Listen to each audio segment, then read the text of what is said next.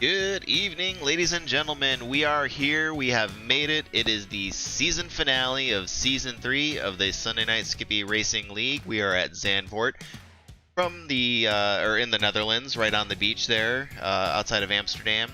And we are looking forward to tonight's race. We are going into the championship race here with just a couple people in the running for the actual league championship. However, we anticipate some good racing happening throughout the field tonight. Okay, start. We're doing this live, by the way. I don't know if you noticed. Very little prep time this week, but in our corner tonight, we do not have Megan, we do not have Max, but we've got Ian will be joining us in the booth once again. Ian, how are you tonight?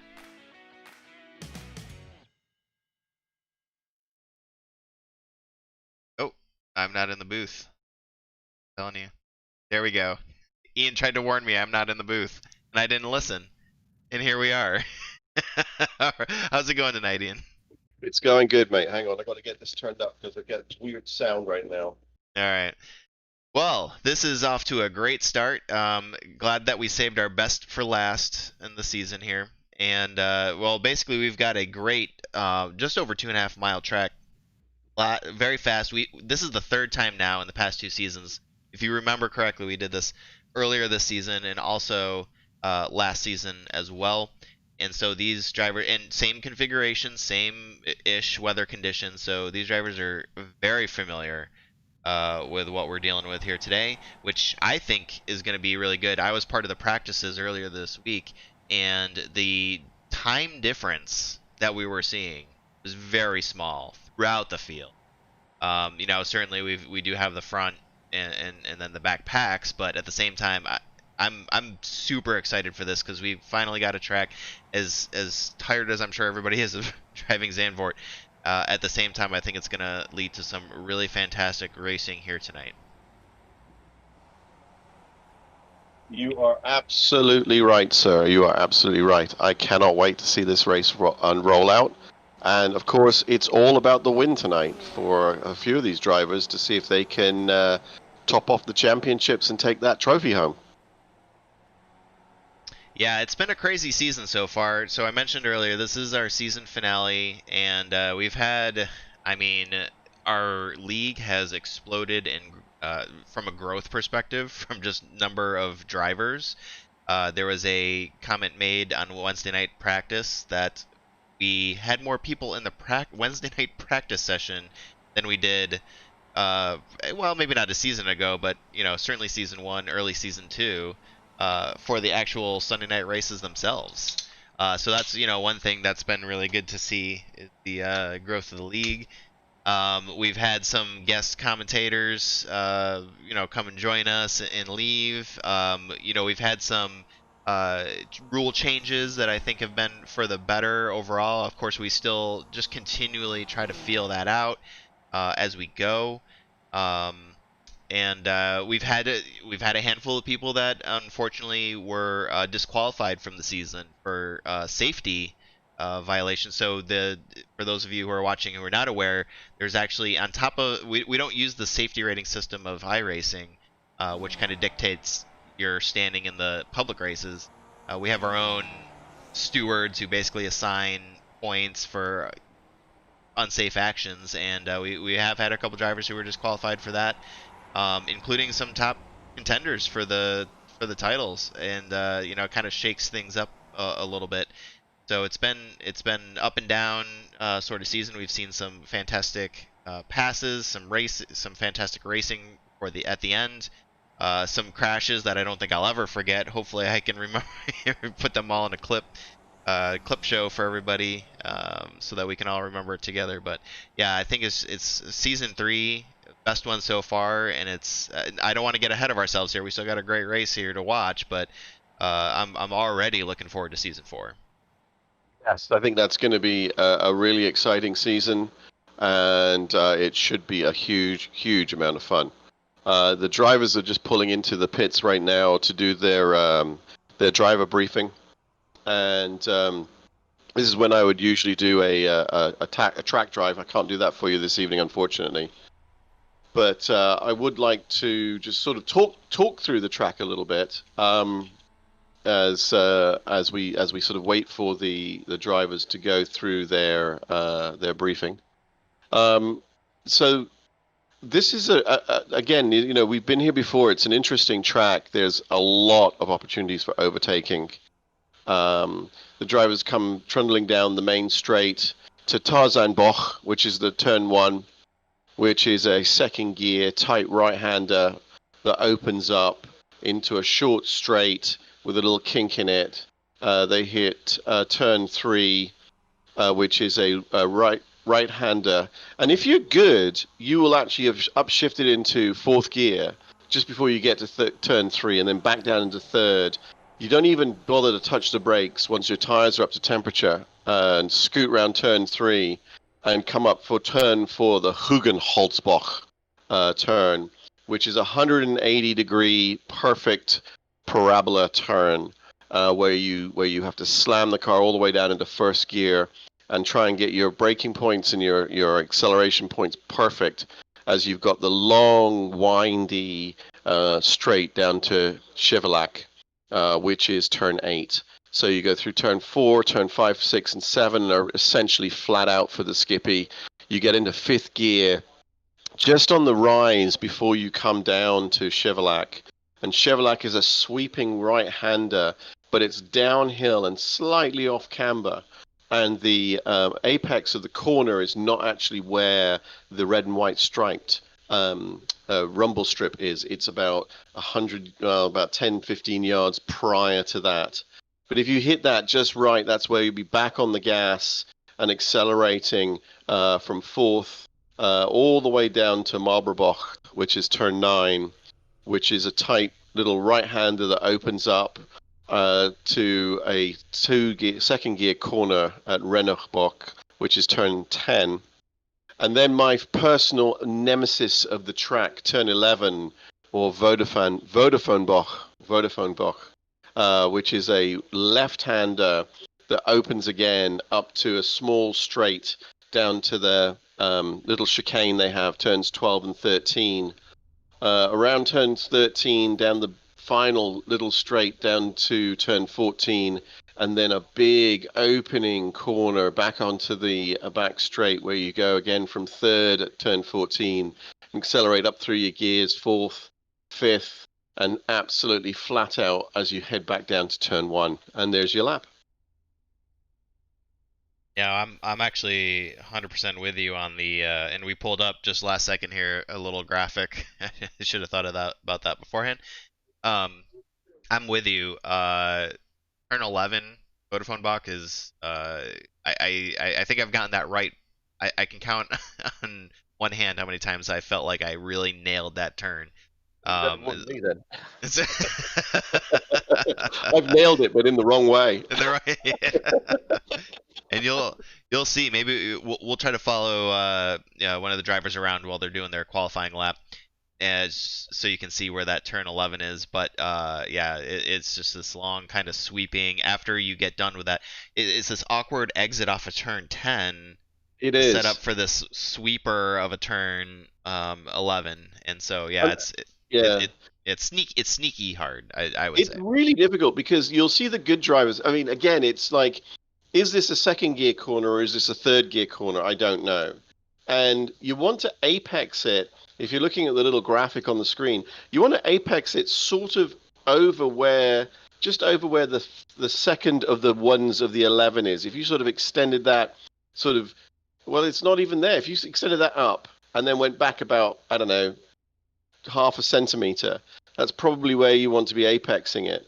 A very awkward place. It's not in the middle of the corner. It's sort of 2/3 the way round, and yeah, it's just really weird. Yeah, yeah, and so it does. I'd say on that part of the track, so you can't really see it on the diagram here, but that is a very wide part of the track. The asphalt there is actually physically wide, or at least it feels that way. It is. Um, It's huge. so if you some of the better drivers, that may be a opportunity to get that nice run off of 11, and then that's where we're going to see a lot of action tonight. So off that turn 11, you can really potentially get a run into 12 and 13, which I guess we call the chicane. It's not really a chicane, but it's this complex of turns that looks like a chicane, and it's when passes happen there, whew, you got to have a Yeah, lot of trust in the person you have the yes, next to you. absolutely. Fortune favors the bold, but usually will pay out to the more conservative. You pass them on the straight, let them go in front of you around that corner. All right, well, we've started our lone qualifying session. It's let's see, get some drivers off Yeah, well, onto the the first lap is track. usually a lot of warming up your tires and trying to get your car up to spec to actually do a fast lap. So we'll see. Why don't you jump in with one of our front runners, like I don't know, Pete Mabrotten, Okay. or one of these guys, and we'll Yeah. kind of do a little follow around. And I think what we need to do, Chris, is we should start having a brief chat about where people are in the standings and where they need to finish to win. Yeah, could not agree more with that. I'll try to do my best. I don't know if I'll be able to pull it up onto the screen, or at least in some sort of way, so you can see what we're talking about. But I do know off the top of my head here, it's Pete. You can see warming up his tires Yep. as we jump in with him. Currently leading the field, and it's his championship to lose, I believe. And I say that now, and I don't have it up, so I could be wrong. But I think that's kind of the reason why you wanted to see Pete. He is currently in the lead, and sorry, I'm trying to talk and do something at the same time. You go ahead. I'm trying to figure Right. this out. Well, I'll just talk about Pete. So yeah, Pete's been doing really, really well this season. He hasn't won every race. We've had, Christian Perez, who is very, very dominant in the series, and who unfortunately we have lost from the series for this season. He was in front, but Pete has been very consistent. If you watch Pete drive, of all the drivers, he's actually, he's warming his tires up right now, so he's wobbling the car all over the track. But you watch when he starts to push into one of his fast laps, and he's very smooth. He's a very, very smooth and consistent driver, and manages to eke an awful lot of speed out of the car. So what I'm going to do, we've got the track map up. So as we go around the sort of the last bend here, I'm going to do a quick talk about the lap that Pete's on. So he's going to come around the final corner here onto the start-finish straight, and he's going to go blasting down here, getting up into fifth gear. As he comes down here, if you look on the track, you'll see a line that bisects the track right there, and that's where he normally uses as a braking reference. Jams on the brakes, gets the gears down into second gear, starts accelerating again, third, fourth, back into third. You just touch that curb on that corner, just drift it through, and then all the way down into first gear, get your late apex, back on the gas, flat out, driving up now through all the gears. If you watch his rev counter, you can see as he hits a gear and changes. And you want to just be really smooth through here, because every time you turn, or as the cars turn, you scrub off speed. And as he gets to this little gate on the right there, on the left, you just ease off the throttle, drop it down a gear into fourth, back on the gas, and drive it through. Coming up this apex now, he's going to try and get right inside. There we go, beautifully done. As he drives through here, he's going to drop down into second gear, and now he's coming up to our favorite Vodafone Boch corner, which is this left-hand turn, trying to figure out where that stupid apex is, which is about there. Perfect. On the gas, driving it up second, third, fourth gear, as we're now driving down to that little tight right-hander, which when the tires are warm, you're going to take in second, sorry. He's probably doing that in first right now. His tire's still not warmed up to temp. Flat on the gas as he goes around there, heading down now to basically the final sweeping right-hander. He's looking for a little kink there on the left-hand side, drives the car over to the right, takes a good bit of the curb, flat on the gas now, absolutely fourth, and into fifth, and back onto the start-finish straight. And there's his lap. Let's see what time he gets. It will be coming up. Look at his 109, 110, 112, 113. There we go. How did he do? There you go. 154. Good lap for his very first flying lap. Now his tires are going to be warmer, so he should start putting some better speeds down. So we'll see how that goes. Chris? Yeah, obviously one of the faster drivers. I say the fastest driver so far at the moment, and I'm trying to pull up really quick. I just did a quick screen grab for us, and I will try to pull up the standings so that we can take a look at what those look like currently. Blow that up a little bit. Hopefully everybody can see that. That's what we're looking at right now. We'll go back to scenic mode here, so we don't have to listen to Pete's engine loud. But there you go. There you have it. Pete Mobron currently holds a 23-point lead over Chris Herrera, so that's quite a gap to overcome.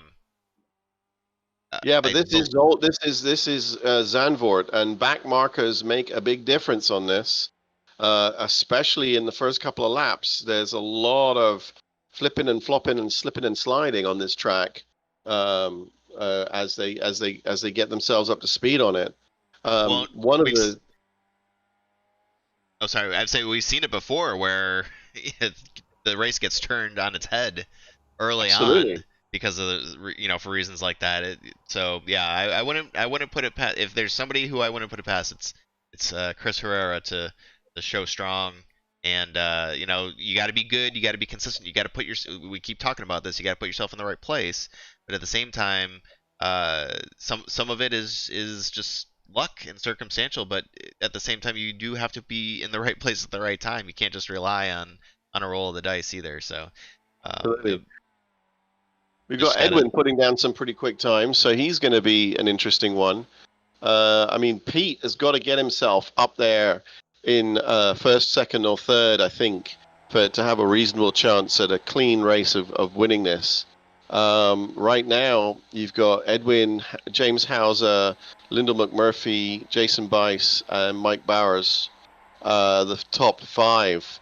And Pete is down in P8, so it's getting interesting.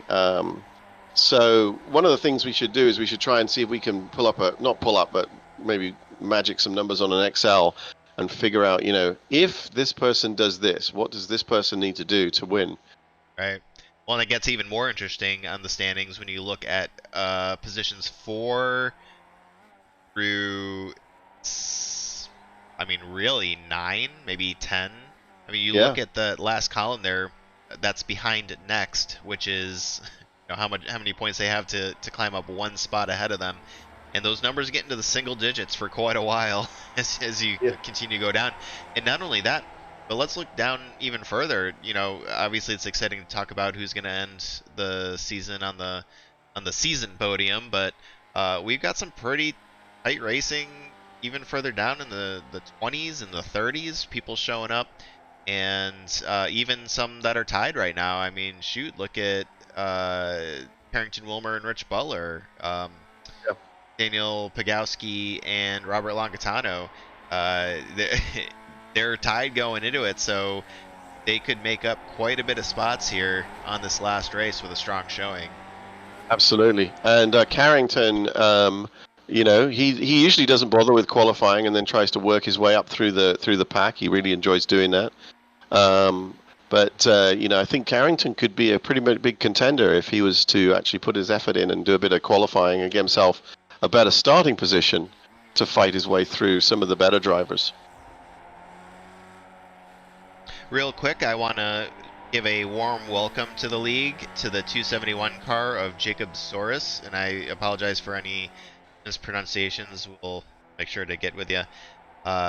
Couple spots open up, so welcome to Jacob Soros and Kyle Reed in the 888 car right there that we're looking at. Kyle Reed joining us, relatively new driver as well. So welcome to the league, guys, and we look forward to seeing what you guys can bring to the Sunday Night Skippy overall championship contention, and I looking forward to some good things. Good looking brain box he's got on there, I think. I'm liking this car. It looks quite sharp. Yeah, no arguments here.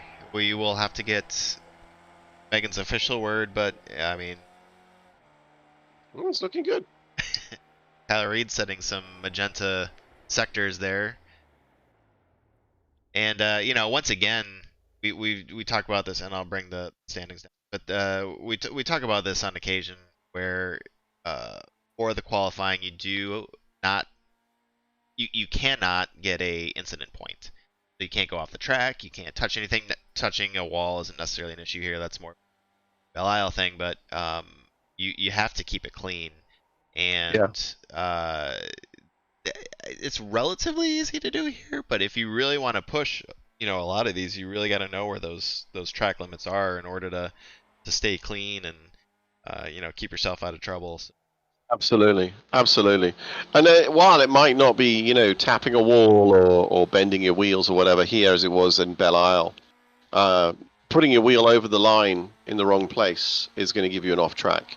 So while the consequences might not be as dire, they're still there, and just one little off track, and your lap doesn't count, and you can run again or not.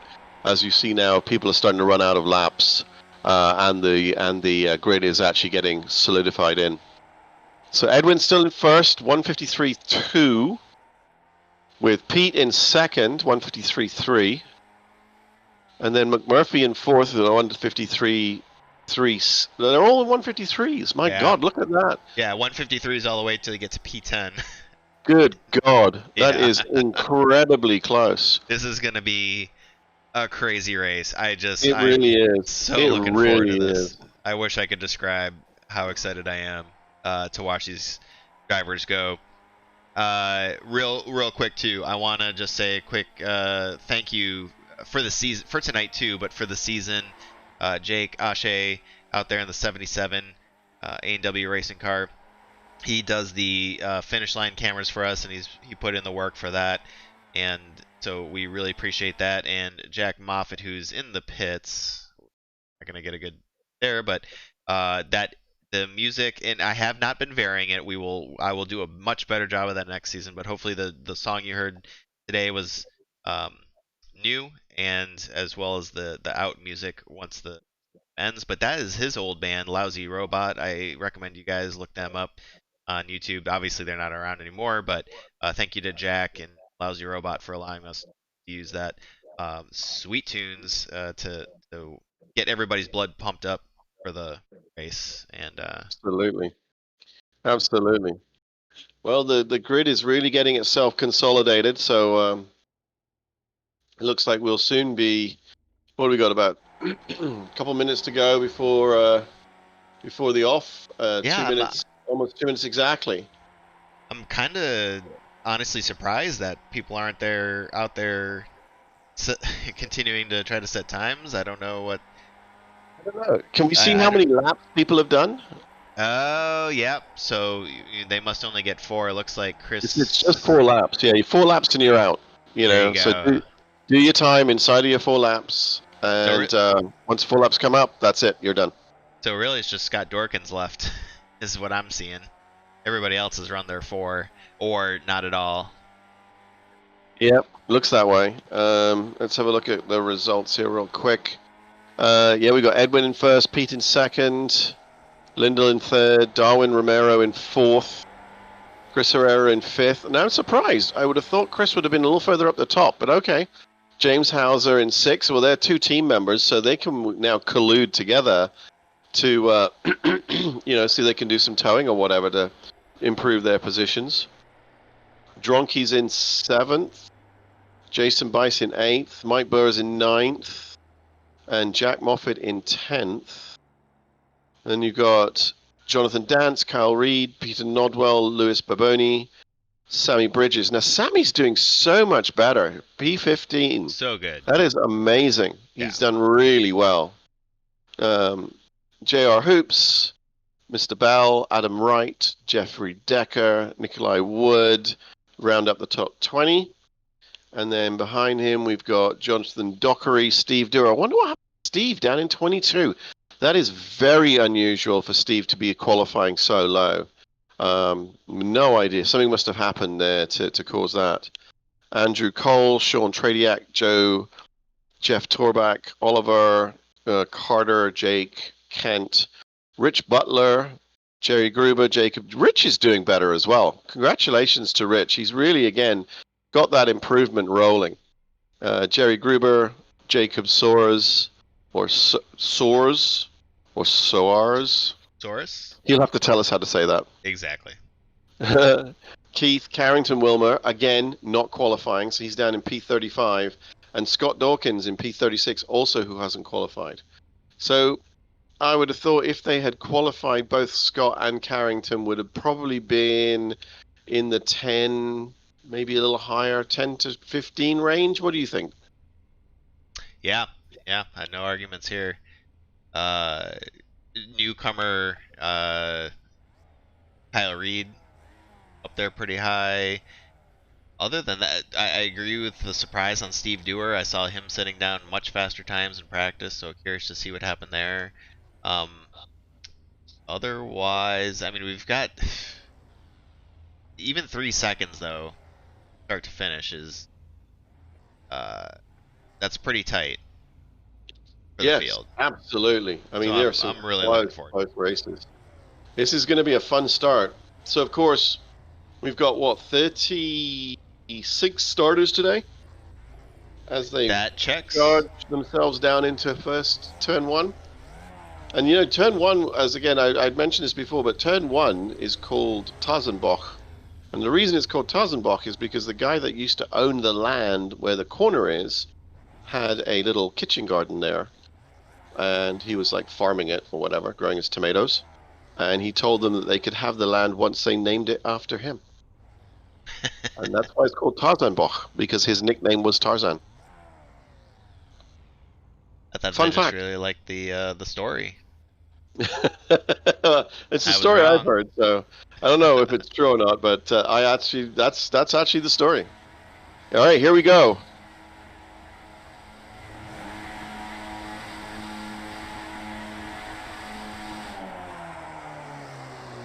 And away they go. Woo! Look at those skippies coming down that front stretch into turn one. Oh my gosh, here we go, here we go. And they're starting to Constantine her up in the turn. Oh, come on, boys, you can get through clean. Looks like So far, so good. everybody is through there clean. A little bit of wheel touch there, a little further back in the field, but they recover. The leaders are down through turn three, coming down the back straight. That wiggly isn't straight.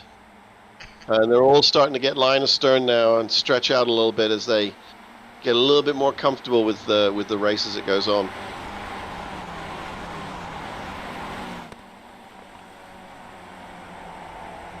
Oh, what happened to these guys? We've got a few back markers that are really far behind the pack. I wonder what happened to them on the start. I'm getting an indication. Let's check in real quick here. Jerry Gruber. Oh boy, that looks like newcomer Jacob Soros got touched a little and got further bounced up. around there a little bit. Yeah, he went for a little bit of a ride. And then one of the back markers just spun on his own. Yeah, that's why those guys are down. Does not look a little bit of bent wing there, but otherwise, no worse for the wear, surprisingly. So right now we've got Edwin Valerino out in front, closely followed by Pete Mabrotten. Sorry, I'm having some issues with the camera there. It wouldn't. That's okay. It wanted to go slow-mo all the time. I don't know why. So we got Edwin in first, Pete second, Lyndall McMurphy third, Darwin fourth, Chris Herrera fifth, James Hauser sixth, Carl Dronke, Jason Bice, Mike Bowers, Jack Moffat in your top 10. And Chris Herrera's making a move and has passed, but he overcooked it and he slid off the track. Oh my gosh, come on, Chris.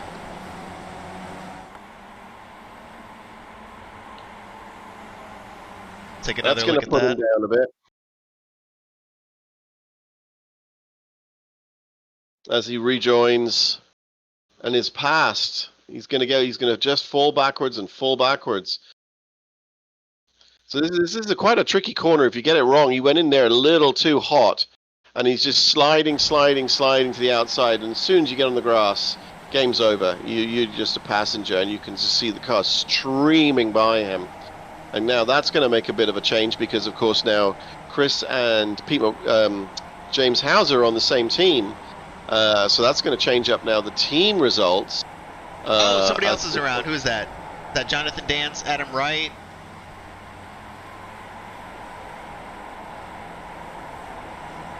We got people dropping on his through. own.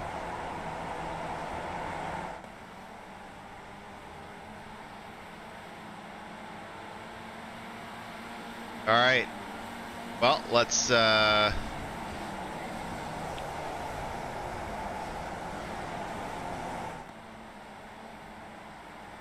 getting any indication here. Here we go. Take a look at what may have happened to Jonathan Dance coming around the corner. Oh man, just a little bit of oversteer did it for him. Yeah. I don't see anything else though. I don't know what happened to Adam Wright. Adam Wright went off the track. Oh yeah. Sometimes that happens. I don't know that. Especially if you're looking at something else rather than where you're going. You know what I mean? Oh, he just hit that curb. He was smoked it through that curb. Woo, boy. Yeah, that'll do it. All right. Well, so unrelated, but both drivers falling back there just a little bit for the time being.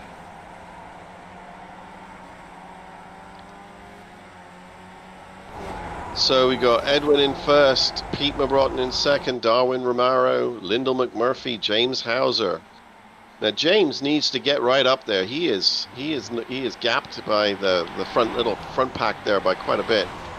James needs to catch up to them and get himself into the contention if he wants to have any chance of improving his stats for a win in this particular season. Right along board here with Pete as he battles with Edwin Viorino for the lead. I saw him kind of sneak in up there on his gearbox, and we'll just take a look at.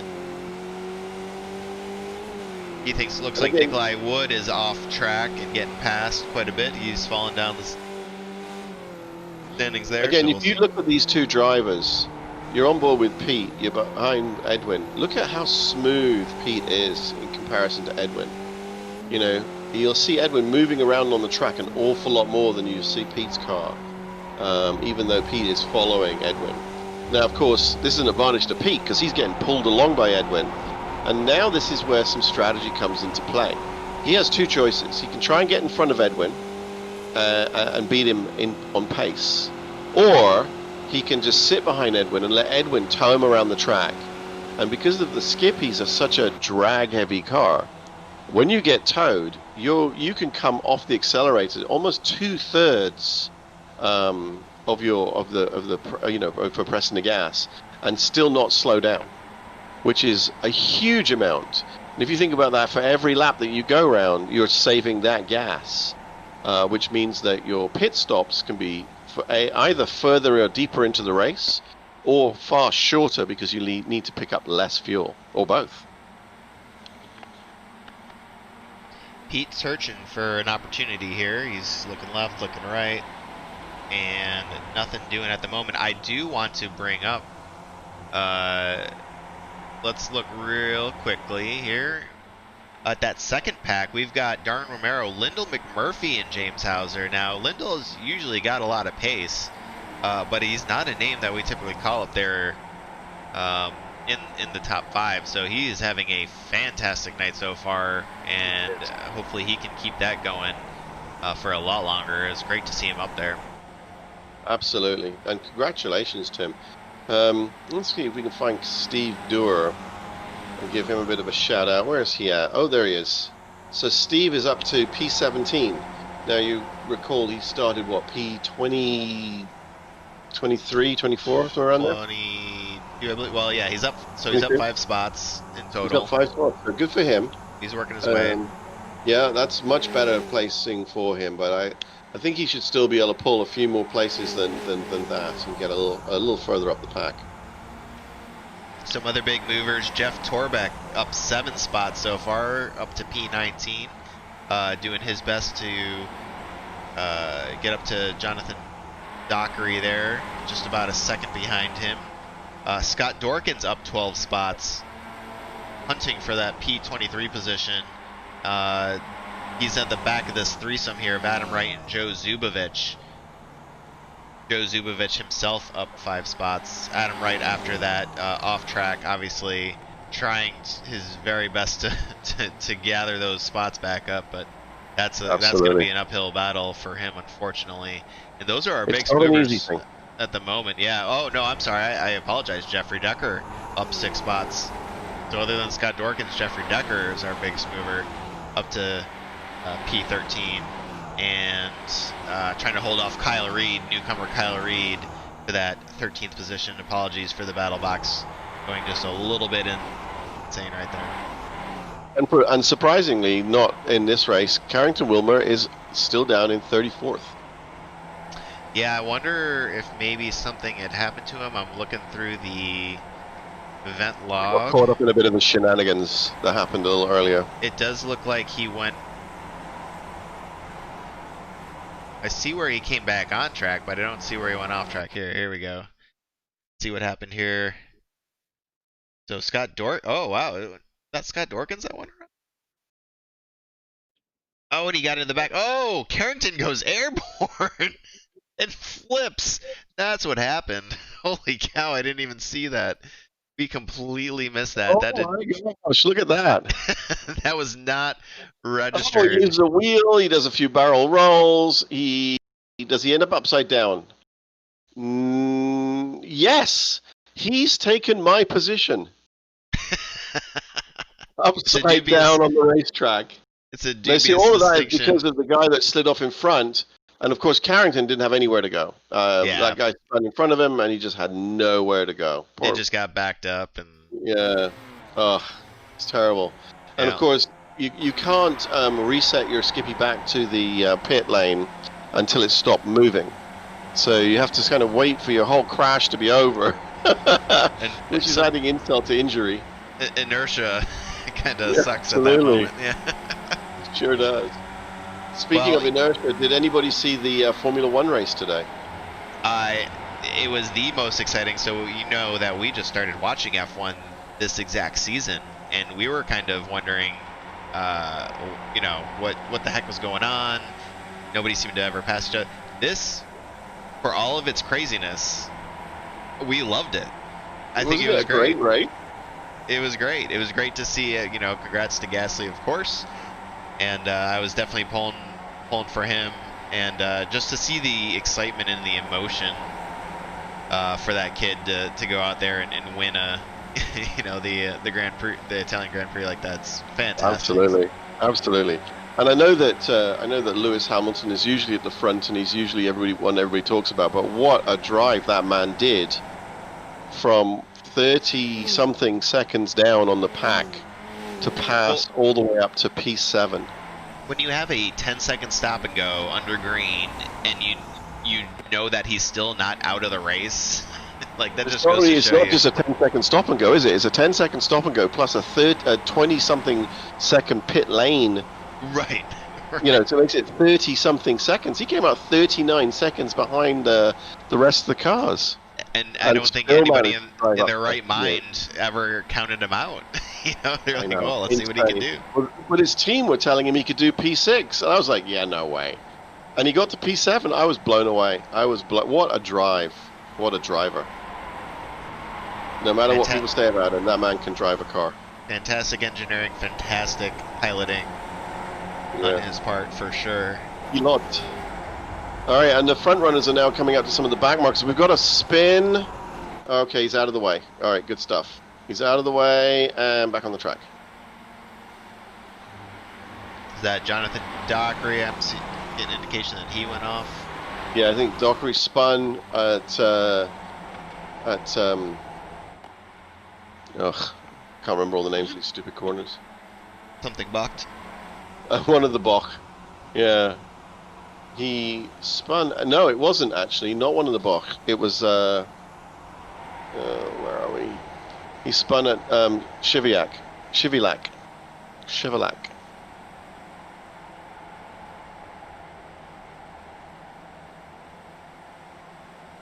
We've got a live view here. You can see very clearly the top 5 of Edwin Viorino, Pete Mobron, Darwin Romero, James Hauser, and Lyndall McMurphy have gapped the rest of the field. Carl Dronke, who we talk about as one of the obvious contenders there, you can see him just a little further back, about 1.8 seconds now from Lyndall, who has Jason Weiss, Mike Bowers, and Jack Moffitt in tow. So we are... Oh, yep, sorry, track map overlay. That is a great point, thank you. Solidly mediocre tonight, ladies and gentlemen. Happy to bring it to you. And then we've got another little further back. So Chris Herrera sitting back there in P10, trying to bring Peter Nodwell, Jeffrey Decker, and Luis Baboni up.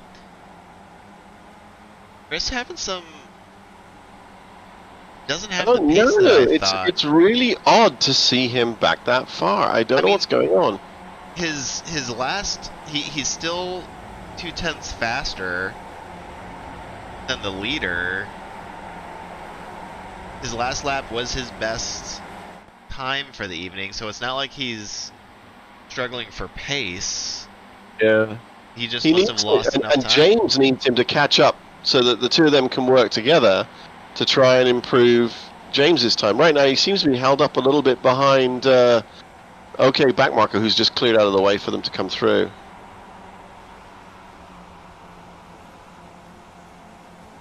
And we'll bring up, so I have interval up. Let's bring up the gap here real quick. Oop, that's not gap, that's gain. That's gap. There we go. Cool. So 6 seconds still not insurmountable, but not where you want to be when you've got a lead pack like Edwin, Pete, Darwin, James, and Lyndall to compete with. Okay, we're only on lap 8. Pit window is going to open around what, lap 12-ish? Time to start maybe thinking about the undercut. Trying to figure out your pit strategy. Yeah, you gotta wonder.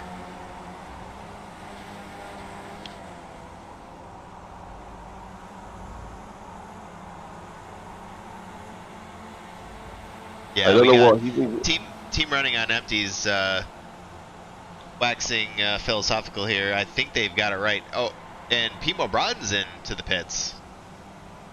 Good you Lord. Want to talk about an undercut? That seems way too early. That's because he lost his rear wing. How did that happen? Oh my gosh. Did we miss something? I think we did.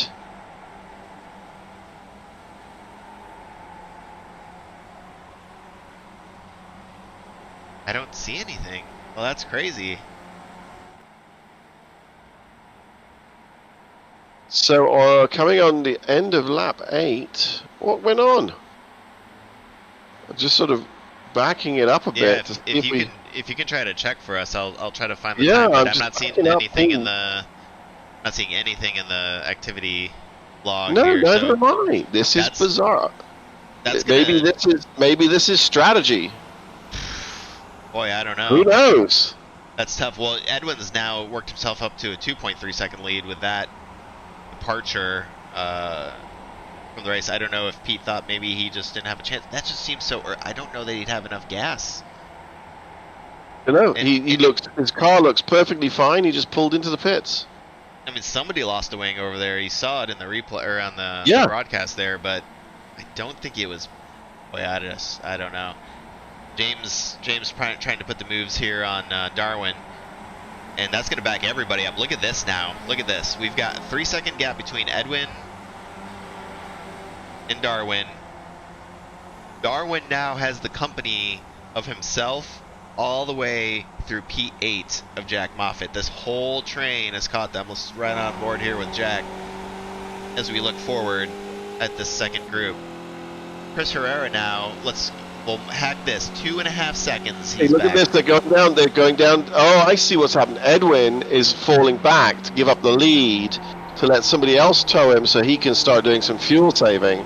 And James Hauser, I think, is taking. Is he taking the lead? Is he P1? No, No, no, I he's actually, not. it Edwin is looks like still. Edwin's, yeah, Harper's P2. Edwin's going, actually pulling away. He's out there on his own.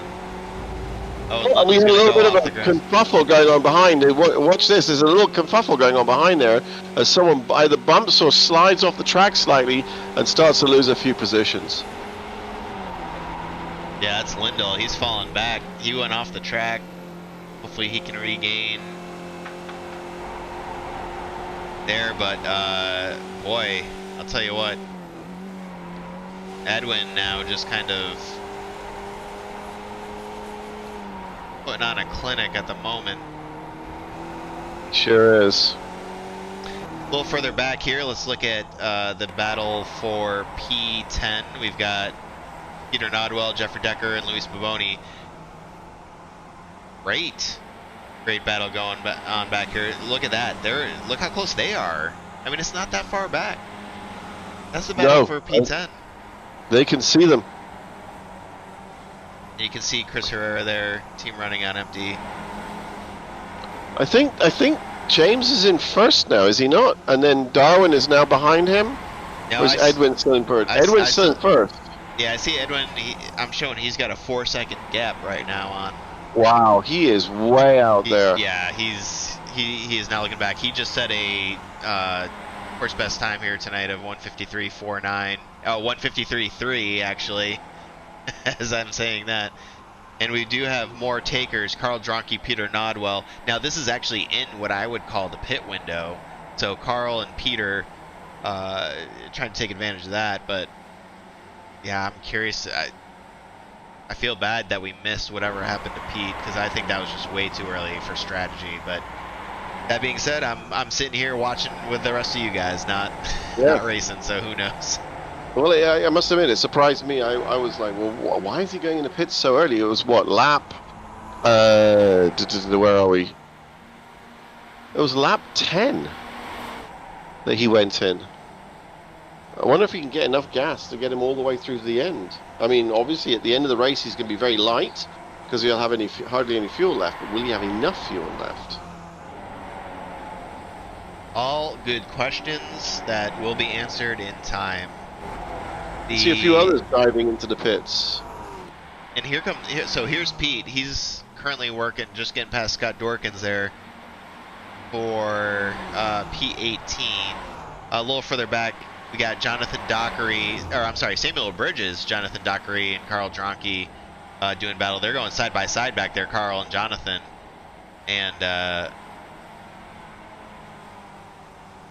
some great racing happening back here for P22. Now, Carl had pit already. In fact, let's bring up the last pit lap so folks can track who has pit, who has not. So Pete, Carl, Peter, I believe that's Rich, and Keith Lee all have pit. And now James Hauser diving in. Mike Bowers, Jason Bice. So we've got a lot of takers here, but not all of them. This is fascinating strategy, and these are not all teammates. So how's it then he stopped? Let's see how long this takes him.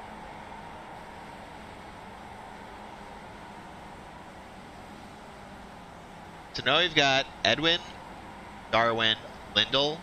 Now Chris bumps up to P4. Hauser pulls out in P9. I'll make that P10.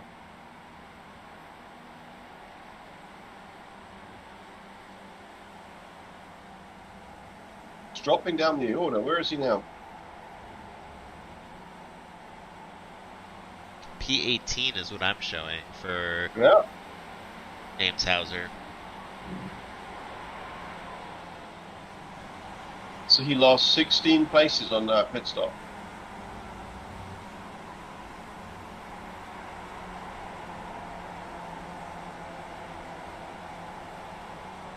Interesting stuff here. A couple more folks in. Oliver Hartley, Joe Zubovich making their way out of pit road after their pit stops. But now you still look here, and there's quite a few people who have yet to pit, and we're approaching the very end of what I would consider the pit window. So, whew.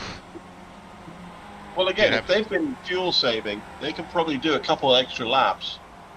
And here comes Edwin. Darwin, yes, also dives in. Same with Lindell, Chris, Jack. Yeah, here come the rest of them. Enough's enough. I think they decided. So, of course, now let's see how far Pete can get. Edwin stayed out though, right? Oh no, he's not. Okay, no, so Jonathan Dance stayed out. There goes Jonathan Dance.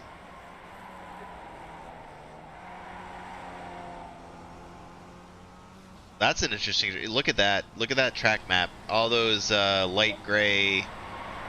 That's everybody. Now look at this. Oh boy, what a absolute beehive of activity coming out of pit road there. Holy cow.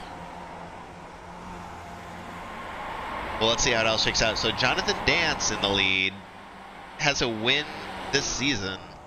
I believe only the 4th different Skippy driver to have a win in season 3. He's got 14 seconds on the lead. Boy, that's going to be not even close. It looks like pit lane times are ranging in the high 30 seconds. So somewhere between 37, 38 seconds. I don't know. I mean, he had to do something, I suppose. You can see here, Pete comes right out on Edwin, though. Yep. Whew. He had a over 2 seconds faster pit stop. Look at that. Wow. Look at this insane racing going on back here. Let's bring it on out a little bit so we can see everything that's happening. And now that most people have pit, Scott Dorkins, Sammy Bridges, Carter Stickney, we've got a few folks left to pit. However, pit lane time, so you can see how long everybody took from the entry to pit lane to the exit, and you can clearly see Pete Mobron has a very quick time. Same with Darwin Romero, making up quite a few seconds there, and that brought him back into contact with Edwin. Although you can see Jonathan Dance there on pit road. Where he comes out will kind of dictate where he ends. He's on his way back out. So, this is the race for the lead. This is Pete Mobron, Edwin Viorino.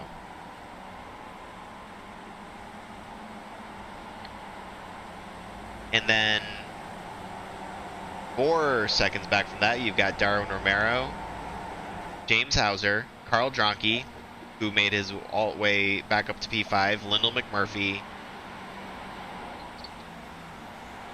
and then just a little further back yet, Chris Herrera in P7, who is dragging Mike Bowers, Jack Moffitt, and Jason Bice, and they'll round out your top 10. Yeah.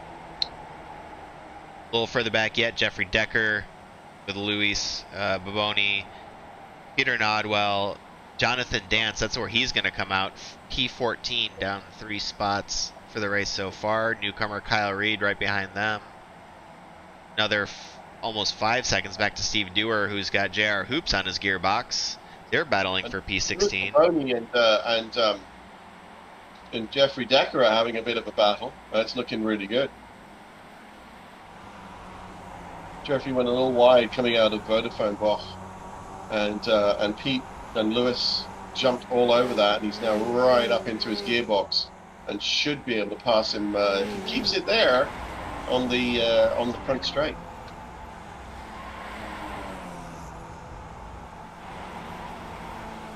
Although he doesn't get quite as good a run through the final corner onto the front straight, so he might be just a little bit too far back to be able to pass him on this straight. Well, it's gaining on him, gaining. So yeah, we're in the braking zone, and yeah, not going to happen this time around. Good battle going on there, though. Well, here's one that might be happening is JR Hoops looking to the inside of Steve Dewar going down the front straight into turn one. And he looks like he's going to make the pass clean. That's P16 right there. Adam Wright to the inside of the 42 of Jeff Torbeck. Nice. Right behind sir. them.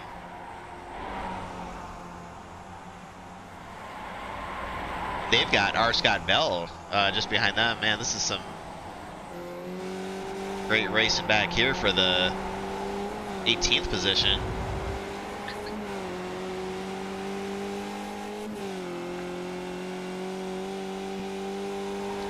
As we tick down the time, we are inside of 12 minutes remaining for the race. Time to do it now. This is the time to.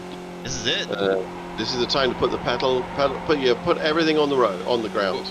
Would you say it's time to lick the stamp? I was trying so hard not to say that. Megan, block your ears. But you want lick to. the stamp and post the letter. Call the mailman and tell him you've got a massive package coming and you need express delivery. Oh boy. Well, let's bring up back interval here. You can see the close races here. Adam Cole and Joe Zubovich. Let's look back here. The 903 passes Joe Zubovich. We got Ken Kirkendall in the 419 right behind him. There's some great racing back here for the 28th spot. Right on board with Ken. You've got Scott Bell, Jeff Torbeck, and Adam Wright racing for sort of 18, 19, and 20. And they're pushing at each other. That's awesome racing going on right there, too.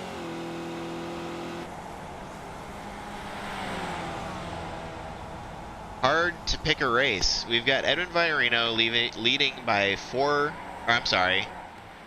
I take that back. Pete Mobron is still right there.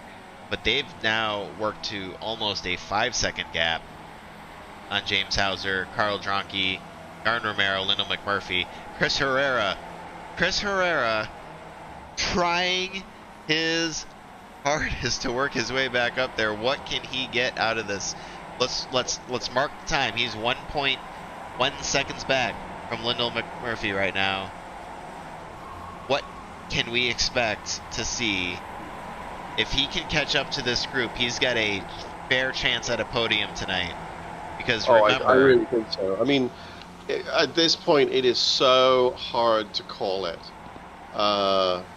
You know, James is now dragging around this team at the stream of Carl Dronke, Darwin Romero, Lyndon McMurphy, and then Chris Herrera pulling up in the back. He's there. Yeah. He's part of the group now. He's back. He's up with them. Yeah. He's in draft distance now.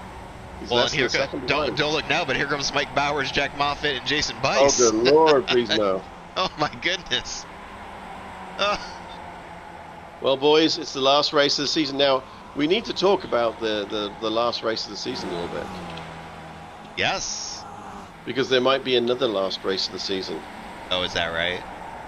There might just have to be. Interesting. Well, it's usually week 13. This is week 13 now. I know. So we're having a week 14 race.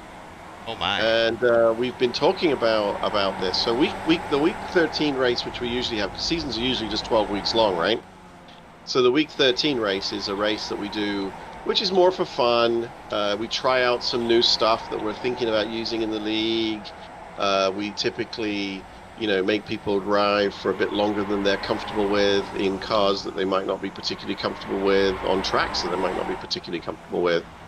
But to give them a fun time, so they can sort of have a go at something a bit different, because it doesn't count for points. It doesn't really matter. And so, we've been playing track roulette to try and figure out which track we should use for our week 14 or week 13 race. And there were a couple of contenders. So I'd like people to think about the contenders I was looking at for for this race was the Autodrome Jose Carlos Pace, otherwise known as Interlagos, which is actually on our rotation for next season. We were also looking at the, let's see here, the Indianapolis Motor Speedway road course. And we were looking at Sonoma Raceway, the Cup Historic course. Classic. So there we go. So those were the 3 that we've been fighting with. Oh, we're going through. Sorry. Oh! Holy cow! Somebody coming off a pit road. He's around. Oh, spun Lindell and James make. Oh. James has spun around. Oh my God! Chris Herrera's moved up. He's now behind Darwin Romero. Carl Dronke, Pete Marod, and Edward. That changes. That puts paid to James's chances of getting himself right up there in the standings. Well, let's take a look. That is the end of it. Real quick here. Chris, Lindell, James, Darwin. Oh boy, yep. That's. Well, we'll let the stewards figure that one out, but that's tough. They were all battling for a position there, and some people worse for the wear coming out. That's going to put Edwin and Pete up here battling for the lead as we approach 6 minutes remaining, and they've got a solid now, almost 6 seconds on Carl, Darwin, Chris Herrera, who's back up to P5.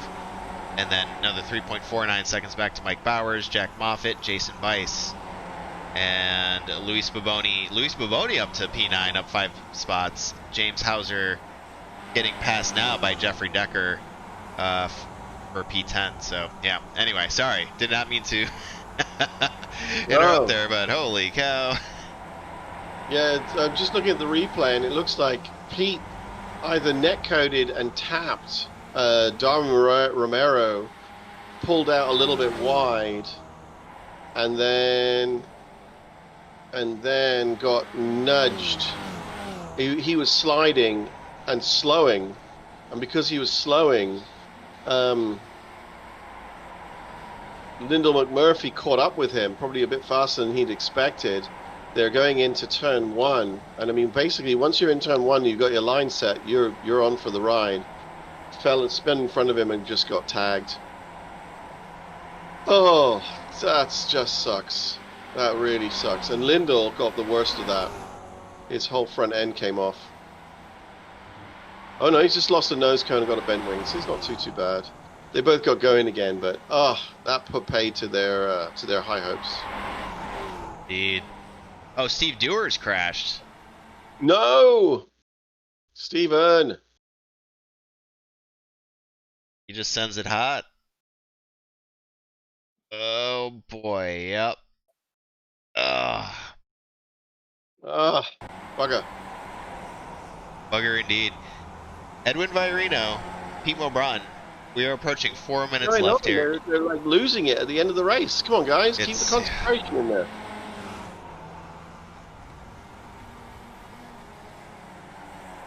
And Chris Herrera is passing Darwin Romero. Oh, and he's passed. Has he overcooked it? No, he holds it. And he's, brilliant. He's coming down to that final turn.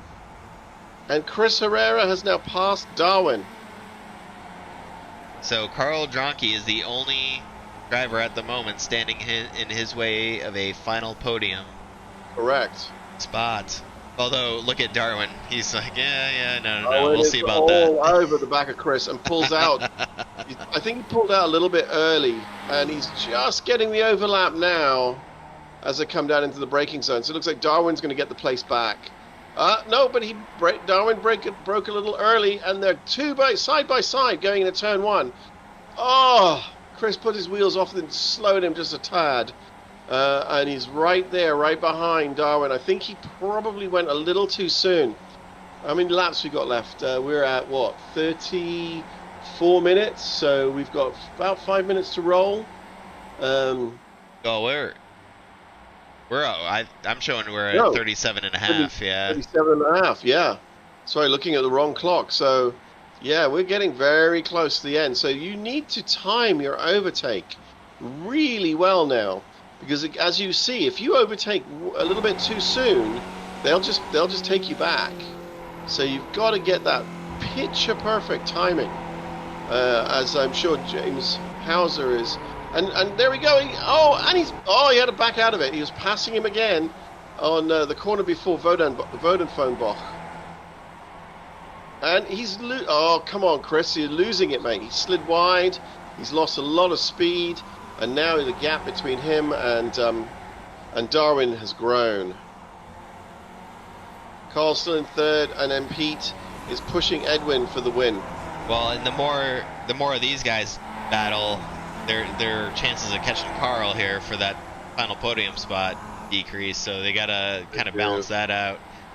As we look back up here at Pete Mobran, looking forward at Edwin.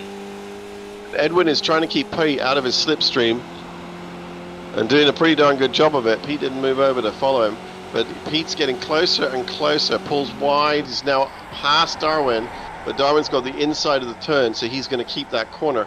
Who's that spun off? I saw somebody spinning off. The Darwin? I don't think it was Darwin. Darwin entered pit road. Really? Why? Yeah, Darwin's in pit road. Good Lord. James Hauser as well. Oh, they must have just gone into to get themselves repaired for the last little tiny bit. Oh boy. All right. Well.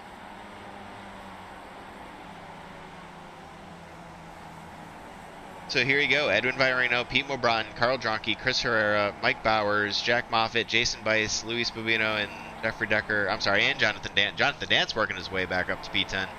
Jeffrey Decker up 10 spots. Wow, awesome job. That's impressive. Awesome job. Yeah, all the way up there to P9.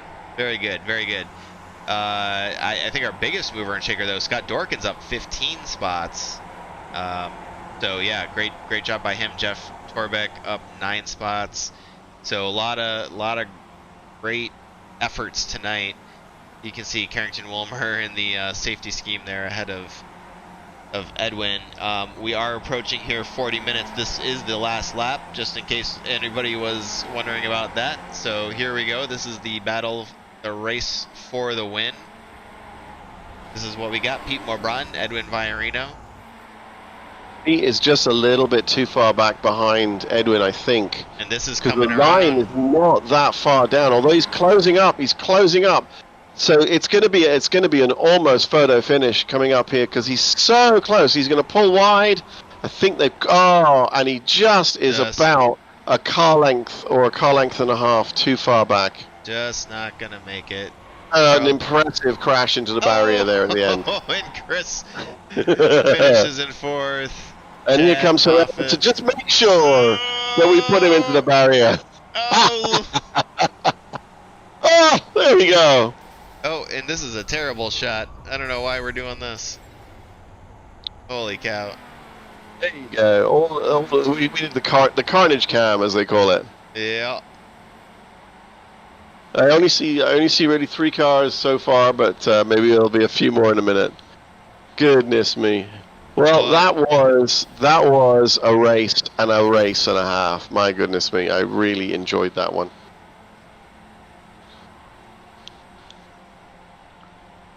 Woo!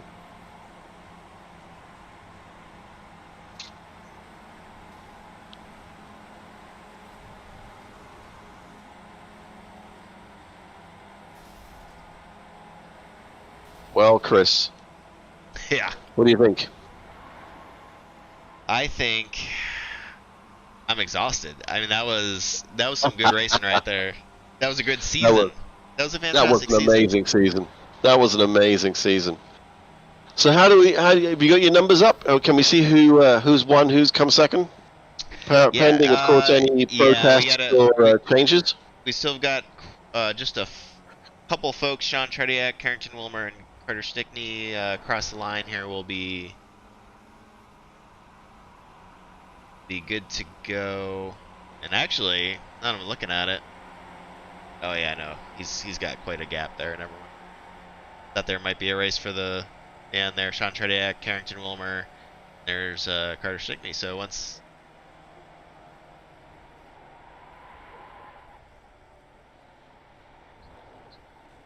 that comes official, there we go. Carnage Cam in full play. Congratulations to the final winner of the year, Edwin Viorino. Well done. Yeah. Pete Mobron, the presumptive championship winner, champion, I guess I should say. Yeah, P2. season three champion. Yep. I can't imagine, based on the numbers that we saw earlier, that anything different would be true. And then Carl Dronke rounding out the podium for the final season, or I'm sorry, for the final race of the season. Congratulations also to Chris Herrera, Mike Bowers, Jack Boffett, Jason Bice, Jeffrey Decker, Luis Bobino, Jonathan Dance, Peter Nodwell, Lyndall McMurphy, J.R. Hoops, Adam Wright. I don't know why that's showing up as Wright. That's Adam Wright.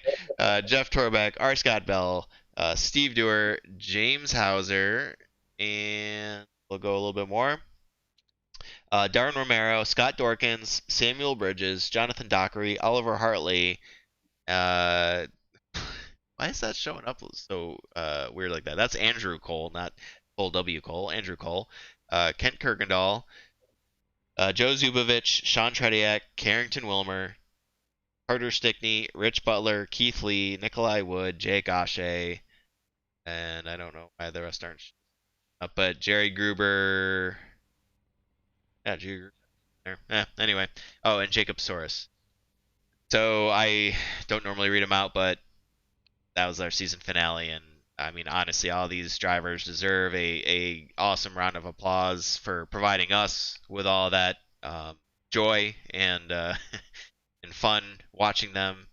And Absolutely, yeah, absolutely. it was just it's awesome. It's a privilege to be able to just be able to do this and watch with everybody who's watching right now.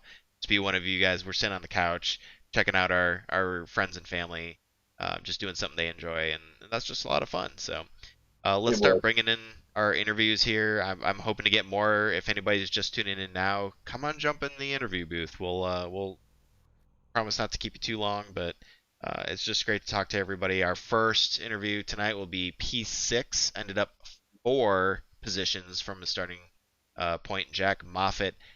Congratulations, Jack, on a wonderful season and a wonderful finish. You had some great pace out there tonight. It was super fun. That was definitely a great end to the season. My goal going into the season for this season was to finish in the top 10, and I'm pretty sure I just managed to do that with that finish right there. I would believe so. You had, I mean, you came into the race 10th overall, right? So yeah. I think with a P5, I'm hoping that, or I'm sorry, P6, you'll be able to do that. Yeah, you had a pretty good season overall.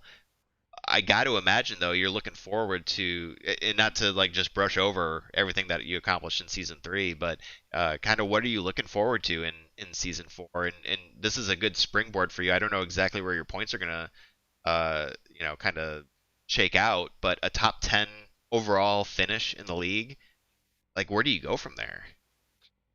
Well, I mean, there's specific targets. I think if I had to set a target for next season, be probably to be better than Jason and Mike. That seems to be my closest competition right now in the league, and every week I try to keep an eye on them and see if I can't get a little bit faster. And Jason's been managing to get a couple of tenths on me every time.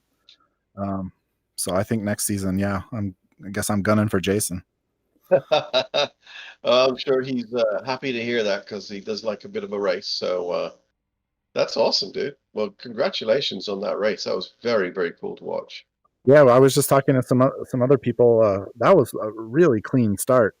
Yeah, Um, yeah. Herrera won the gas like around turn 3 or something in early laps, but other than that, it was pretty straightforward until we got to lap traffic. I was kind of just cruising in that group of 4, um, trying to keep Chris Herrera behind us, which we managed to do for quite a while. Actually, I was pretty impressed with us.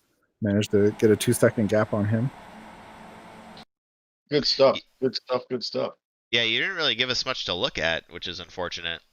I was Well, kind of Yeah, hoping for some slow for motion us, crashes in good the in for turn him. 1, but Yeah, well, we kept it pretty clean. Mike and I swapped places a couple of times in those last couple of laps. I had a great strategy, which was I was waiting for the last lap to pass him on the straight because I usually had enough pace to pass him if I was behind him there. So I didn't pass him on purpose on the penultimate lap. And the part of my strategy that went awry, Penultimate. Sorry. Go ahead. the thing that threw off my strategy is I didn't account for Jason Bice trying to race me on that last lap. So I spent so much time defending, I was never able to get in a good spot to pass Mike right at the finish. But yeah, that was a great race.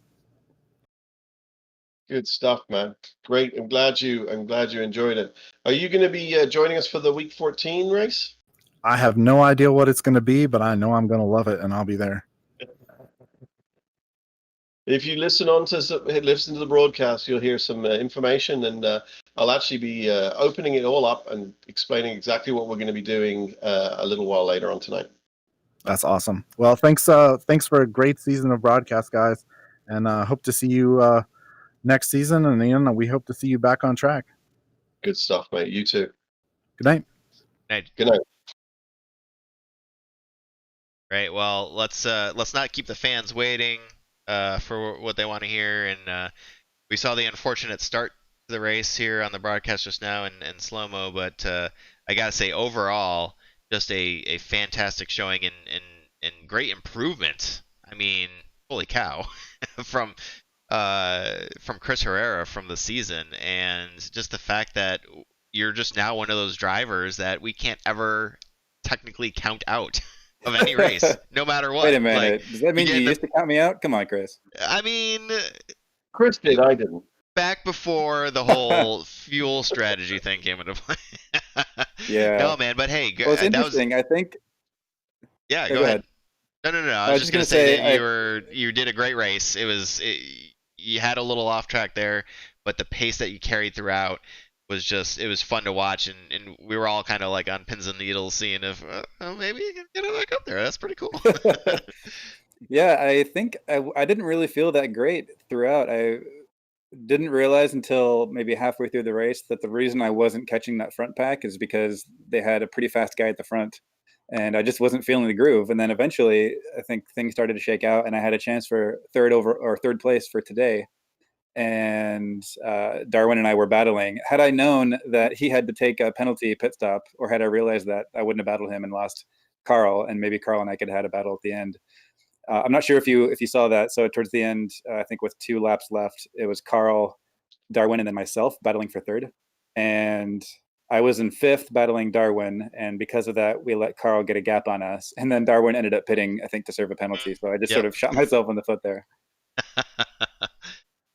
Yeah, well, I mean, there's just some things you're just never gonna know. But the fact that you made your way back up there alone, I think, just kind of goes to you're carrying. Incredible drive. You're right, exactly. That's what. Yeah, it's 100%. It's just you're the level of the game that you bring that I'm looking forward to in season 4. And we asked Jack this already. I'm sure we'll ask it of other people too. But I mean, where do you go from here? What's your goal? Because for me, just personally, I like to set goals for myself for whatever it is, and I got to imagine you're the same way. Like, what are you looking forward to in season 4? You know what? I think the goal is going to be I think last season my goal was podium, and I think, unless my math is completely off, I got 2nd overall, so I'm pretty happy with that. And Absolutely, also, by the way, official congratulations to Pete Mulbratton. I think he got the overall drivers' championship. I think he even got it last week, so even if he didn't show up today, he would have gotten it by quite a bit because of the drop weeks. So going into next season, I think I only have one goal, and that's to crush Pete Mulbratton. All right. I like it. I like it. I guess secondary goal, be more consistent. The goal, the gauntlet has been thrown down. Yes.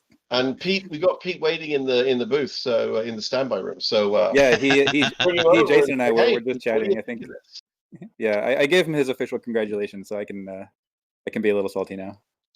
Oh, that sounds good. There you go. That's funny. All right, hey, well, Chris, we want to make sure everybody gets their chance to be interviewed tonight, but just wanted to say we were happy to bring you in. You bring a lot of the viewers here, and we're happy for Team Running on Empty to show up and watch, and we really hope they enjoy doing this. We look forward to bringing it even stronger next season. Both Team Running on Empty and the broadcast. So, hey to Team Running on Empty. But is there anything else you want to, any last shout outs? No, I think I've given my shout outs to my family and my friends and to you guys. So again, thanks for everything. This is real fun, and I'm looking forward to next season. Excellent, excellent. All right, Us thanks, too, guys. man. Take care. Bye bye. Yeah, see you in a couple of weeks. All right, well, let's keep moving through here, and somebody who I don't think we've had in the interview booth before, so I'm very excited for this. Somebody who has had a lot of pace all season long, and has had some fantastic finishes and then some heartbreaks other times. But Steve Dewar in the house, man, how'd you see that race going? Well, I thought the track was a little slick for me. I felt slow in a lot of places, but figured I would just not be too aggressive, just try to drive my line and hope for a good finish. Steve, you've been doing better and better all season. You started out, I think, season one, sort of down near me, and you have eclipsed where I have ever been, and have been driving towards the front. And it's been looking really, really good. How have you found this progression through seasons 2 and 3? I just think something a little bit of something clicked with the car. Um, a couple things I didn't think it could do and it can do, and was always afraid to try. Um, and basic and hundreds upon hundreds of laps on a track. I think I did 800 laps this week on that track. So Jeez. That's a lot of laps, man. that is a lot of laps. Goodness me. Wow. Congratulations. You did really well. We noticed you had a little bit of an off there. What happened there? Uh, well, I went to pass the lap traffic and I missed my downshift going into turn one, and that completely threw me off. That just gave you a Yeah. bit of a whiz. Ah, Yeah, I didn't get the slowdown I was looking for, so all of a sudden I had to compensate with the brakes, and when I did it really quick, it caused the back end to slide out. got it. Well, it was a great joy to watch this race. You looked really good, mate. We're Oh, rooting for you. thank We're you. rooting for you. Are you gonna come and run around in week 14 next Sunday? Oh, I'm like a fixture, man. You can't get rid of me. That's what I like to hear. Awesome. I'm, I'm like a bad penny. I always turn up. There you go. There you go. Good stuff, mate.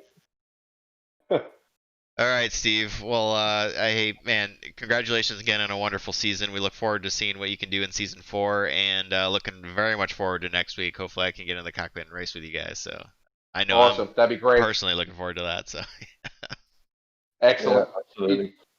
Great job at the broadcast, guys. All season. It's the highlight of my night is after the races. I sit down and I watch it. I look forward to it. awesome. Brilliant. Good fun to do. Yep. All right, man. Well, have a great night, and we'll see you next week, and we'll see you on the broadcast in 2 weeks from now. You too, guys. Thank you. See ya. Take care. Oops, sorry. Switched him a little too soon there. My bad. JR Hoops has been in the standby for a little bit here. Let's bring in him. He finished up 2 spots in the P14. JR, what do you got? What was your view of the race tonight? Really fast track, and actually not as much shenanigans as we thought there was going to be. Yeah, I mean, it was racing overall was pretty clean. Went better than I actually anticipated, and even with given the track temperatures, I expected it to be a little more slick out there than it actually was. So, pretty good clean racing. Not a lot of netcode issues or anything like that. Made a good pit stop, so I can't really complain about my finishing position. Awesome. I'm trying to pull up here as we speak. Of course, I'm very, very slow, but you joined us. Find out. This is why you prep before you do things like this. You had 10 yeah, so you were with us the whole time, and you had pretty good finishes the whole way. What are you looking forward to in season 4? Like, if this is your baseline here, what's the next step for you? Well, I mean, I would like to get a couple solid top 10 finishes. I'd like to be a little more consistent in some of my weaker tracks. I think I'll definitely join a team next year. I think having somebody to work with and qualifying for the open sessions will help. And like I said, I made a lot of upgrades, changes, practice, all of those things. Just kind of, I had some bad weeks that we dropped, but just better consistency. Good stuff, mate. You did really well. Good Yeah. racing. Well, and you ended on a high note there. Two P14s in a row is what I'm showing. Right. So in only four incidents for each. So that's some good momentum going into next season. Yeah, I'm definitely looking forward to it, and I appreciate everything you guys do for putting the league together, putting the broadcast on. I mean, been a great experience, and I'm looking forward to next season. Good stuff, mate. Awesome. Glad you enjoy it. Thank you, sir. Have a good one. You too, sir. Now listen to that, Chris. He called us sir. I mean, I feel old. I'm used to that at work, but not the. Either that or it's time for us to just retire right now. Because it's not If going to get any only. better than this. If you're gonna pay my pension, I'm good with it. But maybe someday. All right. Well, hey, we got Jeffrey Decker in the booth, up 11 spots. Listen to 11 spots up to P8 for Jeffrey Decker tonight. Jeffrey, talk us through what you saw tonight. Just some good racing. I feel kind of bad on the opening lap. I broke a little bit later than Mr. Hoops, so it kind of maybe looked dive bomby. And then I got told clear, so I stretched out to the edge of the track, and I gave who is it? I gave someone a little bit of a tickle, and I feel pretty bad about that too. But I think we both walked away without damage. Scott Bell, there we go. So yeah, but a fun time nonetheless. But yeah, luckily no damage, and it was a good time. I need to work on my qualifying, I think, though. Is it so there seems to be two disciplines, right? You got the hot lapping, the qualifying, and then the actual racecraft and being able to race around people and take different lines and do all that. Which one? It sounds like you're saying that the hot lapping is the weaker of those two for you. Yeah, definitely. I can nail one sometimes, but consistently getting a good quality lap is very, very difficult for me. So that's for next season. I think I got to work on that. But it was the same story, I think, in Montreal as well. I did the same thing where I had a horrible qualifying, and then I think I finished fifth or something like that. Well, I mean, working your way up through the field is a skill unto itself, and it looks like I'm showing you only had 6-ish races with us this season. So I'm guessing moving forward too, you get 4 or 5 more races worth of points in there, and you're going to be doing very well for yourself. So I'm very excited to see what you got for us in season 4 moving forward. But yeah, man, that's are there any tracks you're specifically excited about? I saw the schedule came out. I just know I'm not excited about Spa. I just can't. Not excited about Spa. that together. Yeah. Fair enough. I like that. So, I don't think you're the only one, for what it's worth. Just for you, next season we're just going to do Spa 5 times, okay? Yeah, that'd be fantastic if I could just maybe I'll actually get good at it finally. I don't know. You know what I wish we could do is to actually run these tracks backwards. Do something different. They should have done that with this one this week. You could do the anti-clockwise. Well, I'll get on the phone with the folks that I know and see what we can do. Yeah, tell them to sort themselves out. Yeah, you gotta pull those strings there. But yeah, thank you guys. It was a great time. I had an awesome time racing with you guys. I've gotten a lot better since I joined up. So I just want to thank everyone. It's been a great time, and I look forward to next season. Awesome. That's great, man. Yeah, we're looking forward to, and if you, we're going to make an announcement here shortly after we do all the interviews about what week 14 is going to be like. So please, if anything like that interests you, come on out. It's a good fun, kind of a de-stressor before we get back into the season and, worrying about rules and all that. So. That sounds like a good time. I'll be there. Yeah, and it lets us try out some ideas we've got for the season. So we'll see how things go. Cool. All right. Well, thank you very much, and we will see you in a couple of weeks. Sweet. Thank you, guys. Have a good night. Yeah, you Take too. care, mate. Wow, we've got more people waiting to talk to us than I think we've ever Yeah, had before. I like mean, what this. the hell? This should be every week. I don't understand It why should this be. doesn't happen every week. Now I get it, it's the season finale, but right now we've got Sammy Bridges, probably Hey. not the finish that he wanted, down 7 spots to P22, but you had some damn good pace. Talk to us about what you saw tonight. Yeah, well, I started from the pits to begin with. That was so. I mean, it was up overall. Yeah. I had to serve a penalty Yeah, that'll happen. for a safety Hey, point. Sammy, So, Sammy, I'll let you know that I know that feeling well. yeah, yeah. Been there, But done that. it was fun though. That's the cool thing about the league races is that I'm less concerned. Like I'm not going to win any championship here. You know, I missed too many races to really be in contention, and it's not like I'm fighting for position in the championship. So there's not a lot of pressure. Like I'm not worried. Like if I'm not on pace, I'm not fighting every little chance that I get. You know, it's like I'm not going to lose any I rating from this, but. Everybody in this league is so respectful and so careful. Well, for the most part, you know, I know we had some incidents earlier in the league, but like the culture of this league is so open and friendly and constructive that it's just like it's like my little safe space. So I like start from the pits and I'm like, let's go. You know, I'm like, you know, it's like I make 3 passes and I'm like, I'm living the dream. You know, That's awesome. yeah, it's super fun. Brilliant. It was super fun. That little incident with Jake was funny. He was like, "Yeah, it was netcode." I'm like, "I don't have any more road to give. How can like?" Hey, as long as we have fun, you know, it's a good point that there is no actual, you know, I rating or safety rating, and people we should care about the championship points and all that, but I mean, Yeah, really, yeah. especially tonight, you know, it was Pete, maybe Chris, you know, kind of in the running, so it was just kind of a one Yeah, race Pete thing. locked it up, right? Oh yeah, easy. So unless there's a statistical anomaly that I just did not catch, so we'll let Jason and Dan Lisa website figure that out. But either way, great points all, and you know, as long as it's a great. What I like about it is it's competitive racing, but there is still that accountability to each other because you're racing the same folks each week. You know what I mean? So.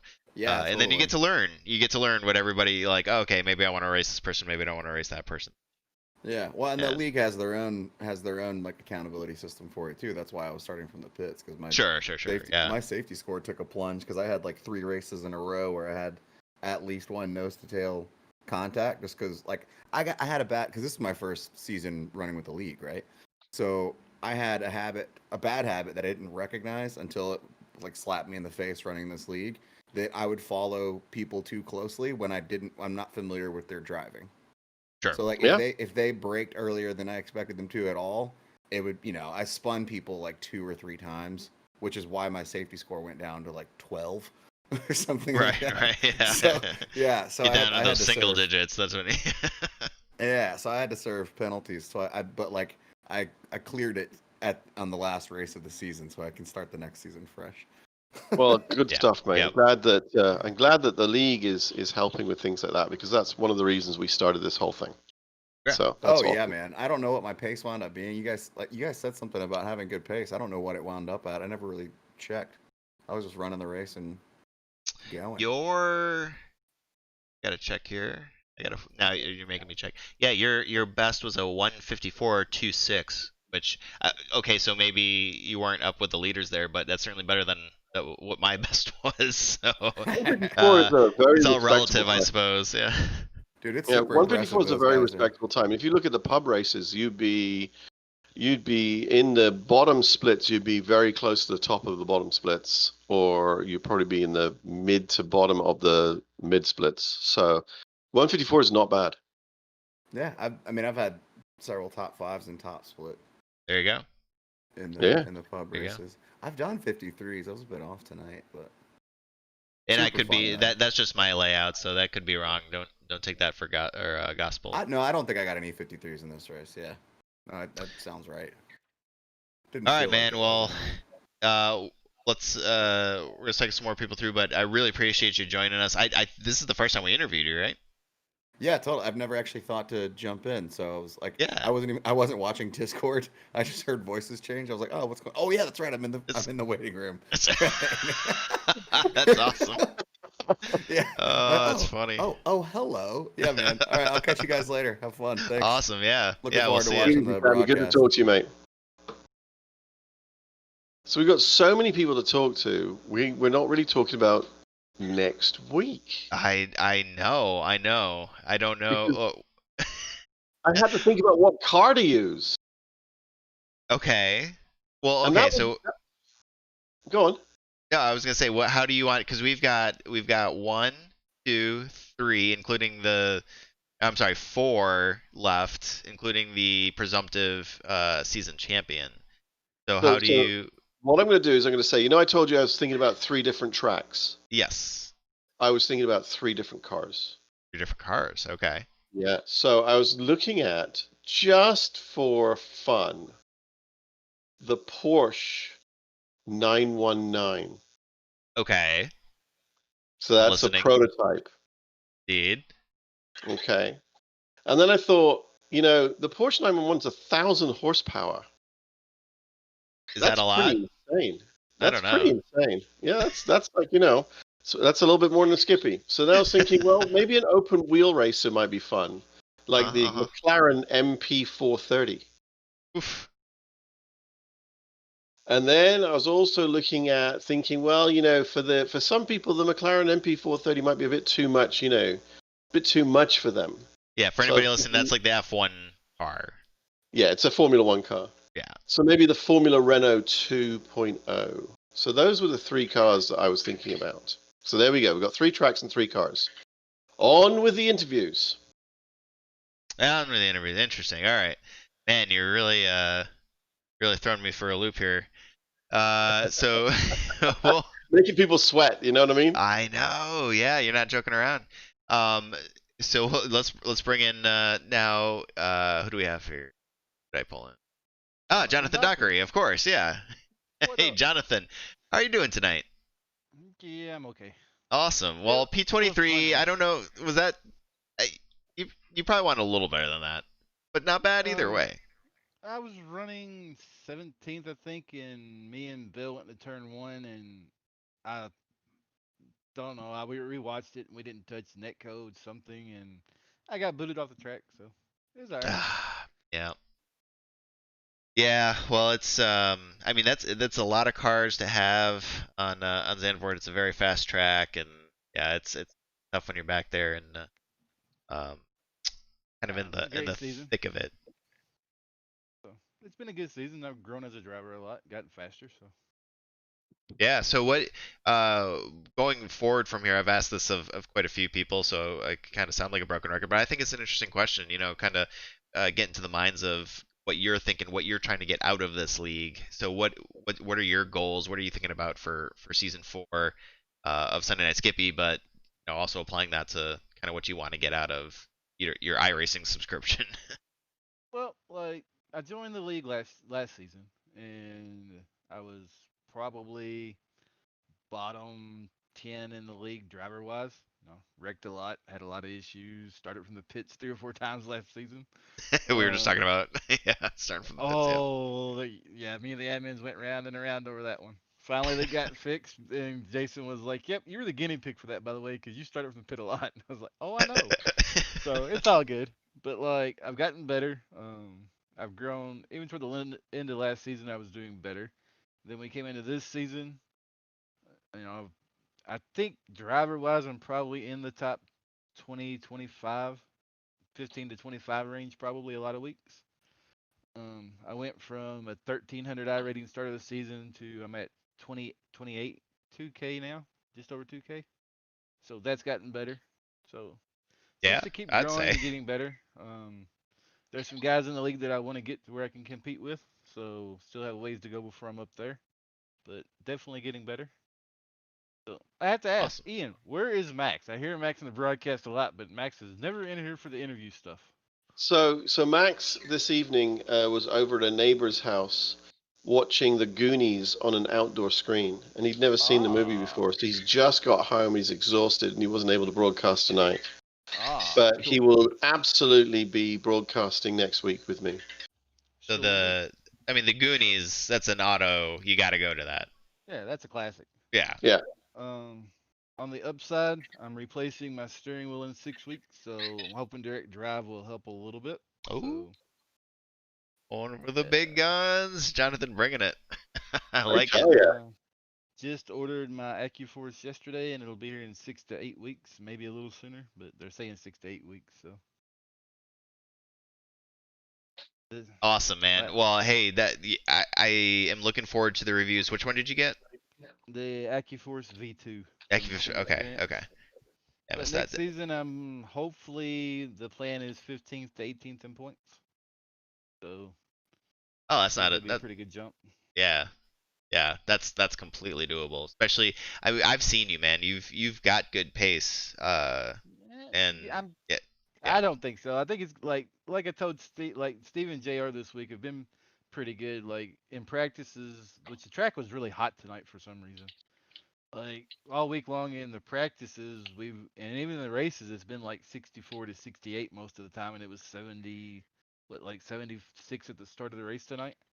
So that was different. I like the hotter track, so they hate them, but the hotter the track is, the faster I get. Like you Interesting. take me and Steve Durr practice together a lot, and if it's really cold, he's a tenth to two faster. But if the track gets really hot, I get really quick. So I've been bugging Jason all year long. Let's have a race where we crank up the heat. One race.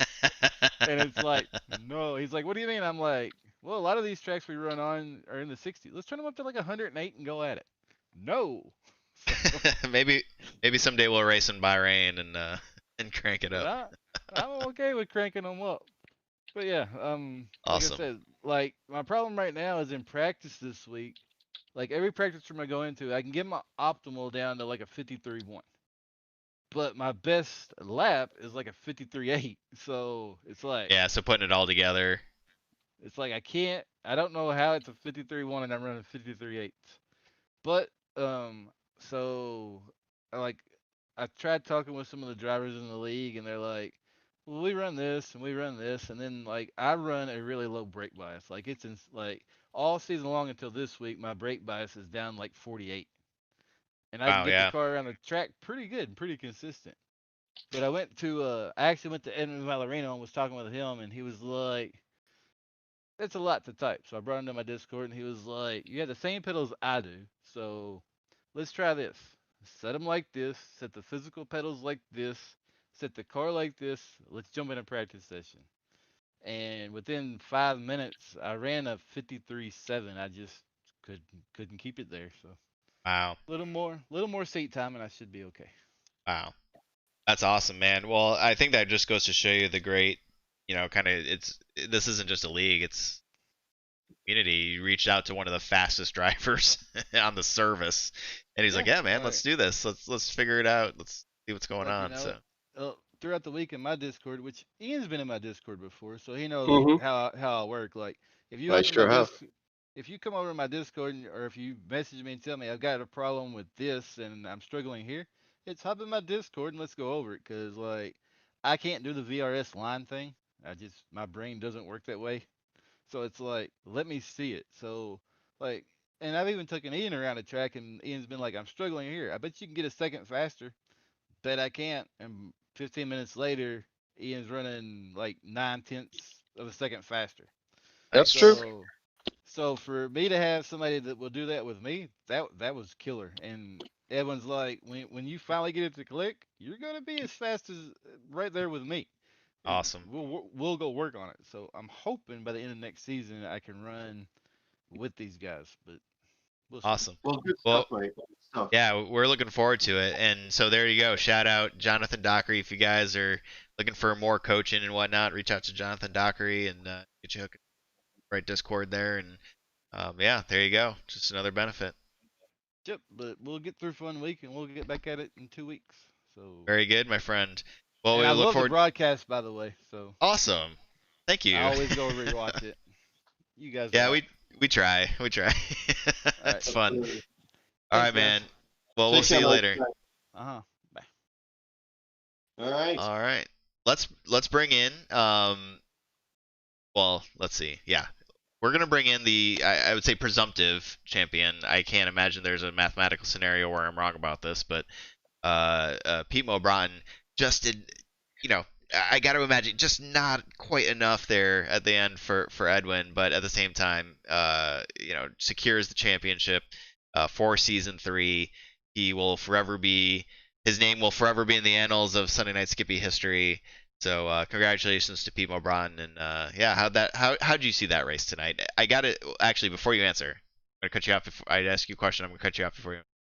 Your pit strategy. I am enthralled with it. Like, what? How did you pit that early? Oh, I He's think we lost shy. him. I He's think. shy. Well, it probably took too long. We probably put him to sleep. Yeah, he's gone. I'm going to put myself on mute because these guys won't shut up. All right. Well. You guys not? You guys hear me? Hello. Yeah. There we go. Hey, there you go. Okay. Not sure what was up with that. Maybe my wheel fell asleep. I got my push to talk on my wireless button plate. Maybe it was waking up. Gotcha. All right. Well, Sorry about that. Did you hear the questions or? I did. Yeah. Okay. So I mean, to begin with, pretty pleased with the result. There's really nothing more that I've aspired to in my life recently than being captured deep in the annals of Sunday Night Skippy League. So pretty happy about that. I'm glad. It's a great place to be. Yeah, as far as the pit strategy, that was a bit of a saga. So with that front pack, basically my my spidey sense kind of started tingling, like, hey, something's going to happen here. Maybe we should get out of this pack and roll the dice with getting up through the field. I just felt like we were going to get slowed down. We were very, very close racing. Just, sometimes you get that sense it's like, something's going to go pear-shaped and I don't want to be here. Right. So I had, I was running JRT and I've been in draft the whole time. And JRT says, hey, pit window's open. So I'm like, okay, yeah, that's fine. Let's go for it. I'm a little surprised it's open, but we'll go ahead and dive in. It turns out that the pit window was quote unquote open. Technically speaking. So yeah, I came out of the pits with 0.1 laps of extra fuel, and I was like, oh boy. Oh sugar. Uh-huh. Yeah. I'm sure that's what it is. Well, I'm gonna go back and watch your stream and see if that's. Yeah, there was. I alternate vernacular for my target demographic, of course. But yeah, I knew I had. I knew I probably should have stayed out another lap. So the rest of the race was basically fuel strategy, the whole rest of the race, and trying to make sure we got across the line, because there's no way in hell that I am going to lose the championship to the running on empty poster boy because I ran out of fuel on the last lap of the last race of the season. That's not happening. Hysterically funny. That really would have been hysterically funny. You got to admit the poetry. That would have been it. I couldn't race Skippy anymore. I'd have to take up a rest, or I don't know. And we didn't want to have You'd have to send you in one of those, witness relocation programs. Exactly. Yeah. So it was. I ended up having to unintentionally adopt a very aggressive fuel saving strategy, and it just barely worked out. But I'll tell you what, I had a minor cardiac event with about 3 or 4 laps to go. Edwin, being Edwin, was going to put in an extra lap. And I was like, no, the hell you are not, which is why I got fighty. I'm like, we can't, we're going to have to slow down a little bit. We cannot get to the start finish for another lap. There's no way. So I ended up finishing with, a breath of fuel. I was not too upset about not being able to challenge for P1. I was just glad to make it to the end. Wow. Yeah, I had no idea that. I figured, and then you kind of forget about it because you were battling so well with him there at the end, and it just kind of dawned on me. Slow down, the demon. What was that?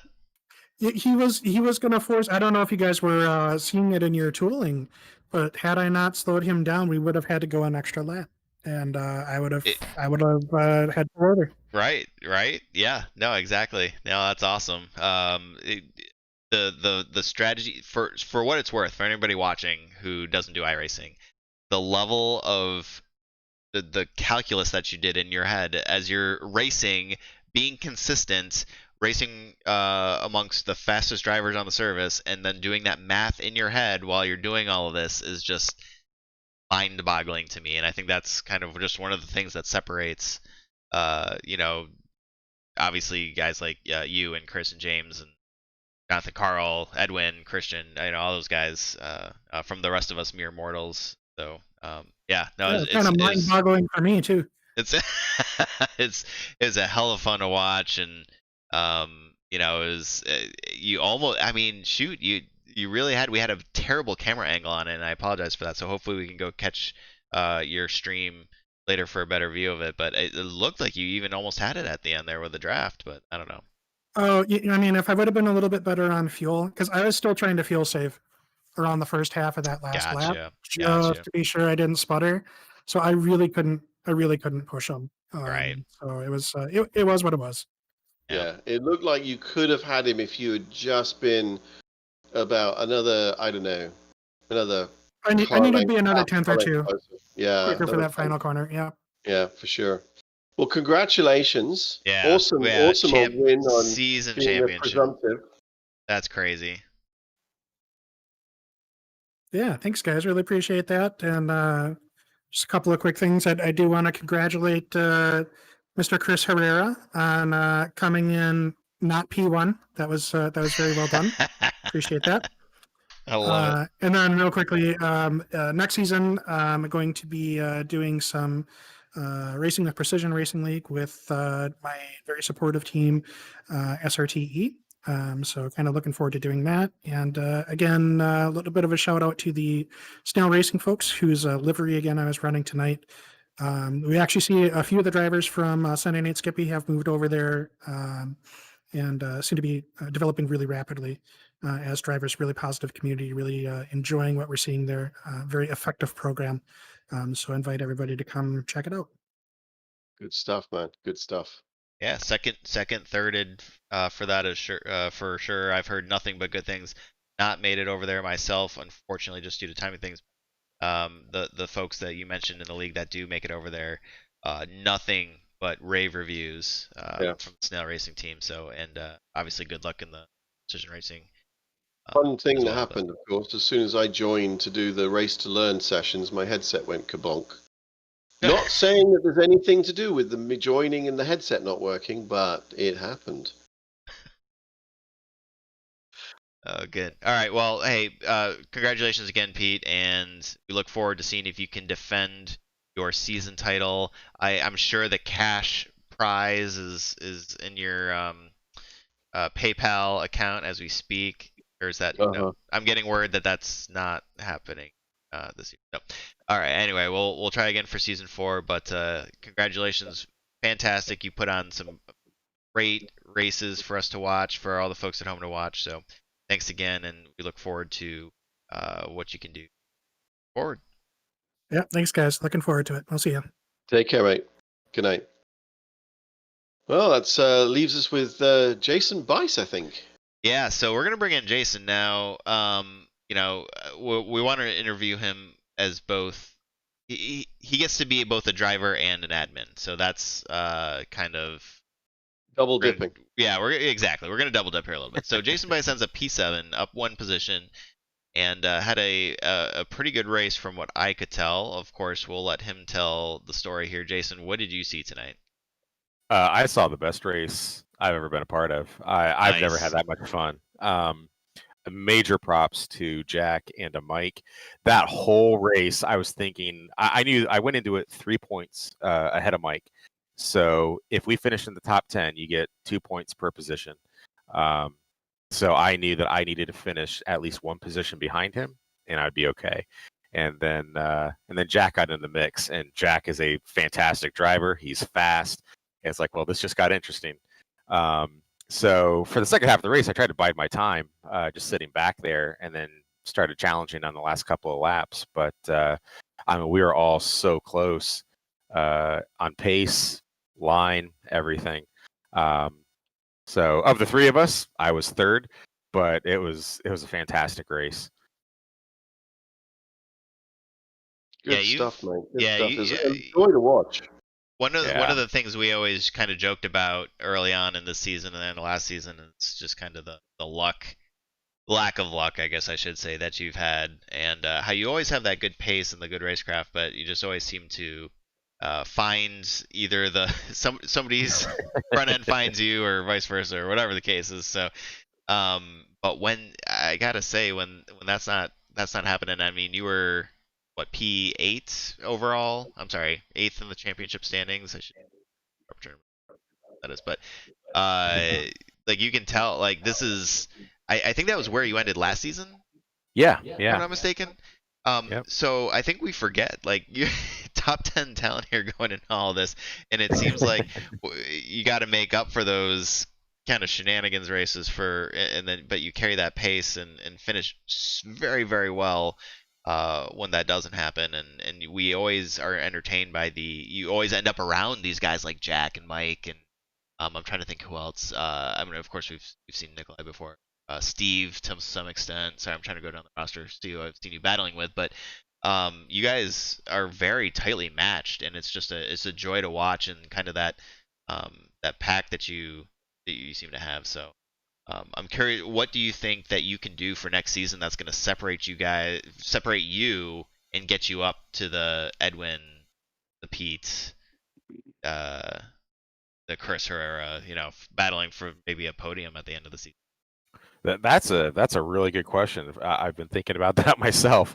Right before you pulled me in, a lot of us in the standby booth were talking about how the league itself has just completely transformed our driving. I feel like when the league started, I had a decent amount of pace, but getting to race these guys week in and week out with our practice sessions, it's definitely had an impact on my performance.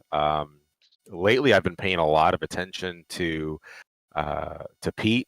I watch him in replay quite a bit because him and Edmund pace wise, Edwin, and Chris are just they're in a league of their own. So looking at what they're doing, not really what they're doing, but why they're doing what they're doing, really starts to shed light on the thought process behind racing. So that's really the biggest difference between this season and probably last season for me, is rather than trying to emulate what I'm seeing on VRS or emulate what I'm seeing the faster guys do, it's understanding why they're doing what they're doing so that you can apply that in real time. Because if all you're going to do is try to mimic a racing line, well, what happens if you overshoot it or undershoot it, and now all of a sudden the playbook's gone out the window? Can you adjust and salvage the lap? And that's really been the key this season for me. So building on that's going to be huge. Consistency, I'm always working on that. I had a couple bobbles this race, which right before the pits, I luckily was able to save it in the penultimate turn. That could have been a lot worse than it really was, but I lost a couple positions on that and had a slow entry into the pits. So that was a bummer, but I'll take it. Like I said, it was a great race. I think I made up a little bit of time in the pits, and I just got outraced by Jack and Mike, and I'm happy to say it because that's the most fun I've had in a long time. Oh, that's awesome. That's totally awesome. Well, that's great, man. Yeah, it was a fantastic finish to the race, fantastic finish to the season, and I'm no mathematician. Yeah, that ultimately shakes out. But yeah, either way, I'm sure you got to be leaving satisfied with how it all ended, and hopeful and optimistic to season 4. Now the other reason we have you in here is because you are one of the admins, of course, and are we missing one? Yeah, James. Anyway, yeah. So let's talk a little bit. Ian's been doing his damnedest to try to tease season 14, and we keep running into other things to talk about. So, Ian, what do you got for us? So everybody knows the story now. So the 3 tracks that we were looking at were Interlagos, in Indianapolis Motor Speedway Road Course, or the Sonoma Raceway Cup Historic. And the course that we're actually going to be doing 100 laps on, 100 laps. Oh boy. Is and I really could use like a drum roll or something. I know we can get one of those, but anyway. I would have queued up a drum roll for you. If you... Sonoma Raceway Cup Historic. Oh, that's fantastic! Sonoma Raceway. Silently praying for that. That is one of my favorite tracks. That is such a good track. That's awesome. Ian, what are we going to be driving though? There's lots of ups and there's lots of downs and there's lots of turns. And I'll tell you something, for my testing around that track with, oh my God, I've spent the entire week driving tracks and just changing out and going through all the different cars on the track. At one point in time, I was thinking very strongly about the Lotus 49. Ooh, yeah. That car is just ridiculous. And I thought that trying to do 100 laps of that track in a Lotus 49 would be a complete exercise in frustration. Just got to turn damage off, then it's all good. Right. Yeah. I mean, it's the only car I've ever driven that, first of all, doesn't brake when you press the brakes because it has no bloody brakes. Yep. Won't and want don't to switch from left fourth or to right. fifth because it'll reverse on you. Yeah. Doesn't want to turn left or right because there's no downforce and skinny, stupid tires. And will turn end for end when you accelerate in fourth gear. Yep. I mean, you're going straight, you hit the gas in fourth, and the back is in front of you, and you're like, what the hell just happened? Yeah, you're afraid to approach a certain RPM range because it will just flip over on you. It's insane. It's completely insane. So I thought, while I would really like to foist that car on everybody, I thought that wouldn't be fair. So I came down to 3 cars. The Porsche 919, sort of a hybrid between a tin top and an open wheeler, I guess, kind of. Oh, yeah. Stupid power. 1,000 horsepower. And more buttons than a freaking nuclear command bunker. Have to buy a new button box. Yeah. Oh my God, it's crazy. The McLaren MP430, because open wheel, and why the hell not? Yep, why not? And the Formula Renault 2.0, which was the sort of, it's kind of like a very gentle upgrade, you know? Yeah. It's a good car. I like it. It's a good car. It is a good car. It is a good car. But because I'm a sadistic bastard. Oh boy. It's the McLaren, isn't it? Here we go. It's the McLaren MP430. There it is. So there you go, guys. 100 laps of the McLaren MP430 at the Sonoma Raceway on the historic Cup circuit. My goodness. Now, what is the setup here? Are we doing teams, or is this solo, or? This is solo racing. Okay. We're going to do open. You can set up the car however you want. That's going to be completely up to you. Oh boy. Get out there and try it out. I will say that from my perspective, just using the baseline setups, low down force puts you into a wall almost every corner. Yeah, twisty track with no arrow. Yeah, your experience might vary. But so we're going to do open qualifying. Open qualifying. I'm hoping to do. It will depend on how many people do show up for the race, because it's not a tremendously long track. It's nearly 3 miles, which in the McLaren you're not looking at spending a lot of time going around.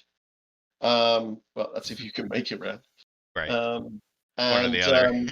We are going to do F1 style grid. Oh my! Awesome. Right. Awesome. So the way that's going to work is everybody's going to go out to qualify, and I'm not actually going to be racing. I'm going to be like a head steward or whatever, live on the course. So everybody got to qualify, and when I get to whatever the time limit is, I think it's going to be about 10 to 15 minutes. Everybody goes back in the pits, and I will say basically, I will black flag the cars that are not to leave, and so they will stay in the pits. Everybody else will go out to carry on qualifying. They'll all come back in. I'll black flag the ones that are not to go back out, and then the final set will go out for the shootout for the top of the grid. This sounds incredible. Interesting. So that's how we're going to set the grid. Now I am very tempted in doing a reverse grid, but I haven't quite got there. So just bear that in mind that I might flip a coin, and depending on how it lands, it may be a reverse grid, but we'll see. It is your dance, sir. I can't wait. That's going to be awesome. So hopefully it'll be a lot of fun. It's a racetrack I don't think very many people have raced, which I think is a good thing. Sure. It's a very interesting track. So everyone who's listening who wants to have a go, get out there, get the track, get the car, start practicing. That's great. So what does a practice schedule look like, or do we need to figure that out still? That needs to be finalized. I would like to see if we can do maybe the Wednesday and Friday practices there. Very cool. So everybody can Yeah. have a go. And then I will be actually working, hopefully doing a broadcast, but we'll see how that works out. But I'll be actually working as a steward. So if I do see, like, if we have a wreck with more than 2 cars on the track, we'll throw a full course yellow. So those kind of things are going to happen during the race. Very cool. So Nice. let's see how that all works out.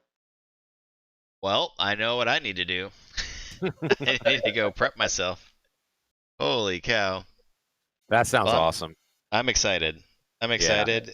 And I think this is exactly the point of the week 14. Get outside your comfort zone, do something Yep. fun. Nothing it doesn't not matter. We should all aim to not be buffoonerish, but yeah, exactly. Yeah, push yourself a little bit. And everybody's in the same boat, which is great. You know what I mean?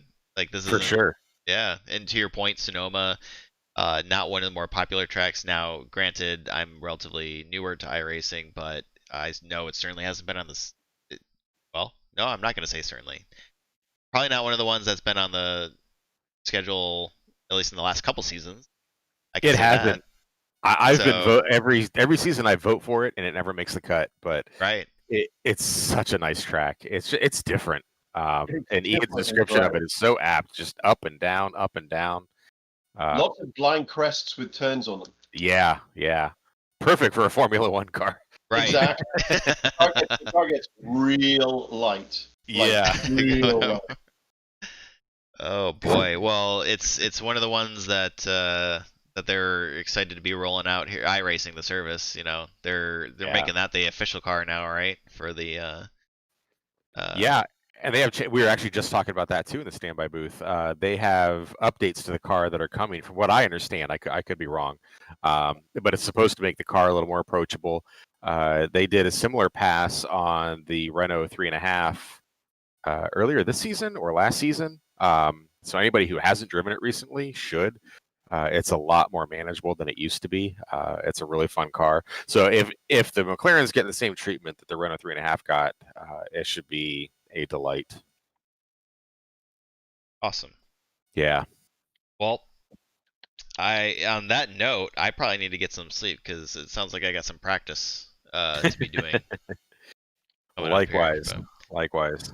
Well, at any rate, Jason, hey, just want to say thanks again, and as not only a driver, but I've said this before, but I don't think a lot of people realize the amount of time and energy, and maybe they do, but it still needs to be said that you put into this. You have the hard conversations with people when they need to be had. We give our inputs, but you ultimately seem to pull the trigger, if you will, and I think the league is better for it, and you can see the results of that right here. We've got upwards of 40 people, plus or minus, 5 each week that join us now.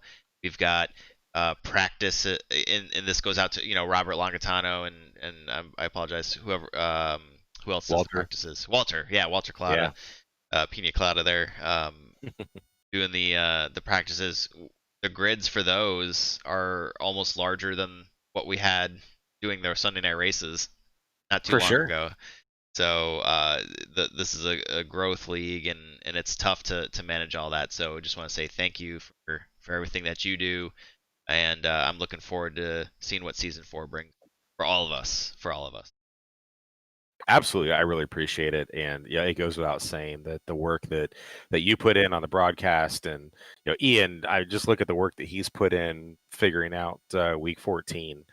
We have such a good group of league officials, Chris Smorrell, Ian Worrell, Don Parks, not Jonathan Dance. Whenever I think Don Parks, I think Jonathan is his Yeah, teammate. yeah, they're teammates. Yeah. But Walter Collada and James Hauser, everybody puts so much thought into every little decision that goes into it. Everybody wants what's best for each driver and for the league. So it's not something that can be done by one or even two people. So I really appreciate all the work that everybody puts into it. I think a lot of people have said this by now, and I share the sentiment. As soon as we hang up here, I'm turning on the TV, firing up YouTube, and I get to watch the race, and that is so rewarding. So kudos Awesome. to all the work you guys do, and I'm telling you, Ian, again, you missed your calling. I think Crofty 2.0 just hasn't been discovered yet. So Love it. yeah. Awesome, man. Well, thank you very much for your time, and looking forward to racing against you in Formula One car apparently next week. So we'll see how that goes. But here we go. Yep. Okay. No, man, it's gonna be fun. But yeah, hopefully I won't take you out. Here we go. I'll take myself I'm sure out. there's going to be a lot of people taking a lot of people out as they get used to Right. this. Yep. Yeah.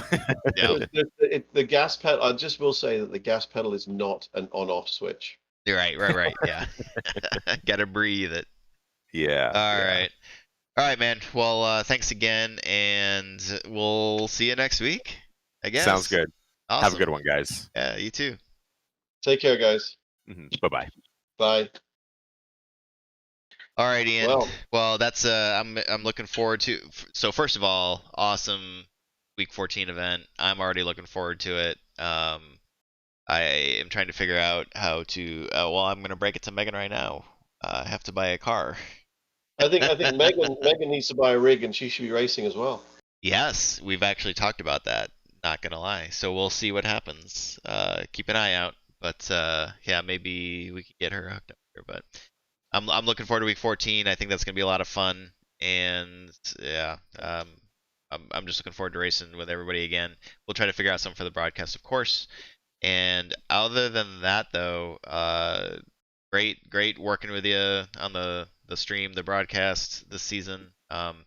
Obviously couldn't do without you, and it was great having Max on board too when he could make it. And hopefully we're making your wife proud. I know she's probably watching some of this going, "Oh my God, these guys are." She's more sort of shaking her head about the whole thing. They're like, so terrible, yeah. But yeah, yeah, hopefully not too bad.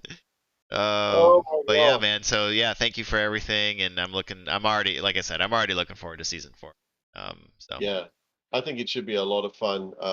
Can't wait for the season to kick off again.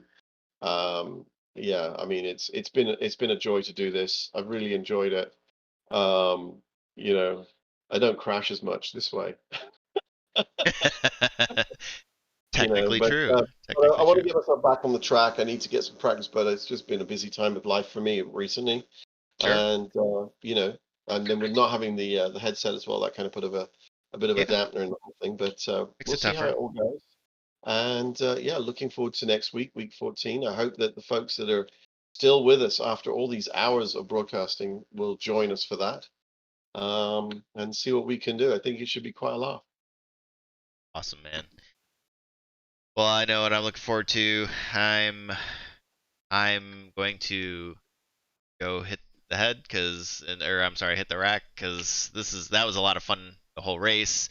I do kind of feel like a big exhale after the season here, because there's just a lot of good times, a lot of good racing, and man, I just feel like we accomplished something here. It was really cool. I think, yeah, and you know what, Chris, the broadcast, has got better. I think as we've gone through, we've got better stuff on screen. We've got, better information for the folks. Pulling up all the different bits of stats and positions and the pit windows and the pit lane strategies, and being able to talk more intelligently about that and be able to show folks that information and having a track map and everything else.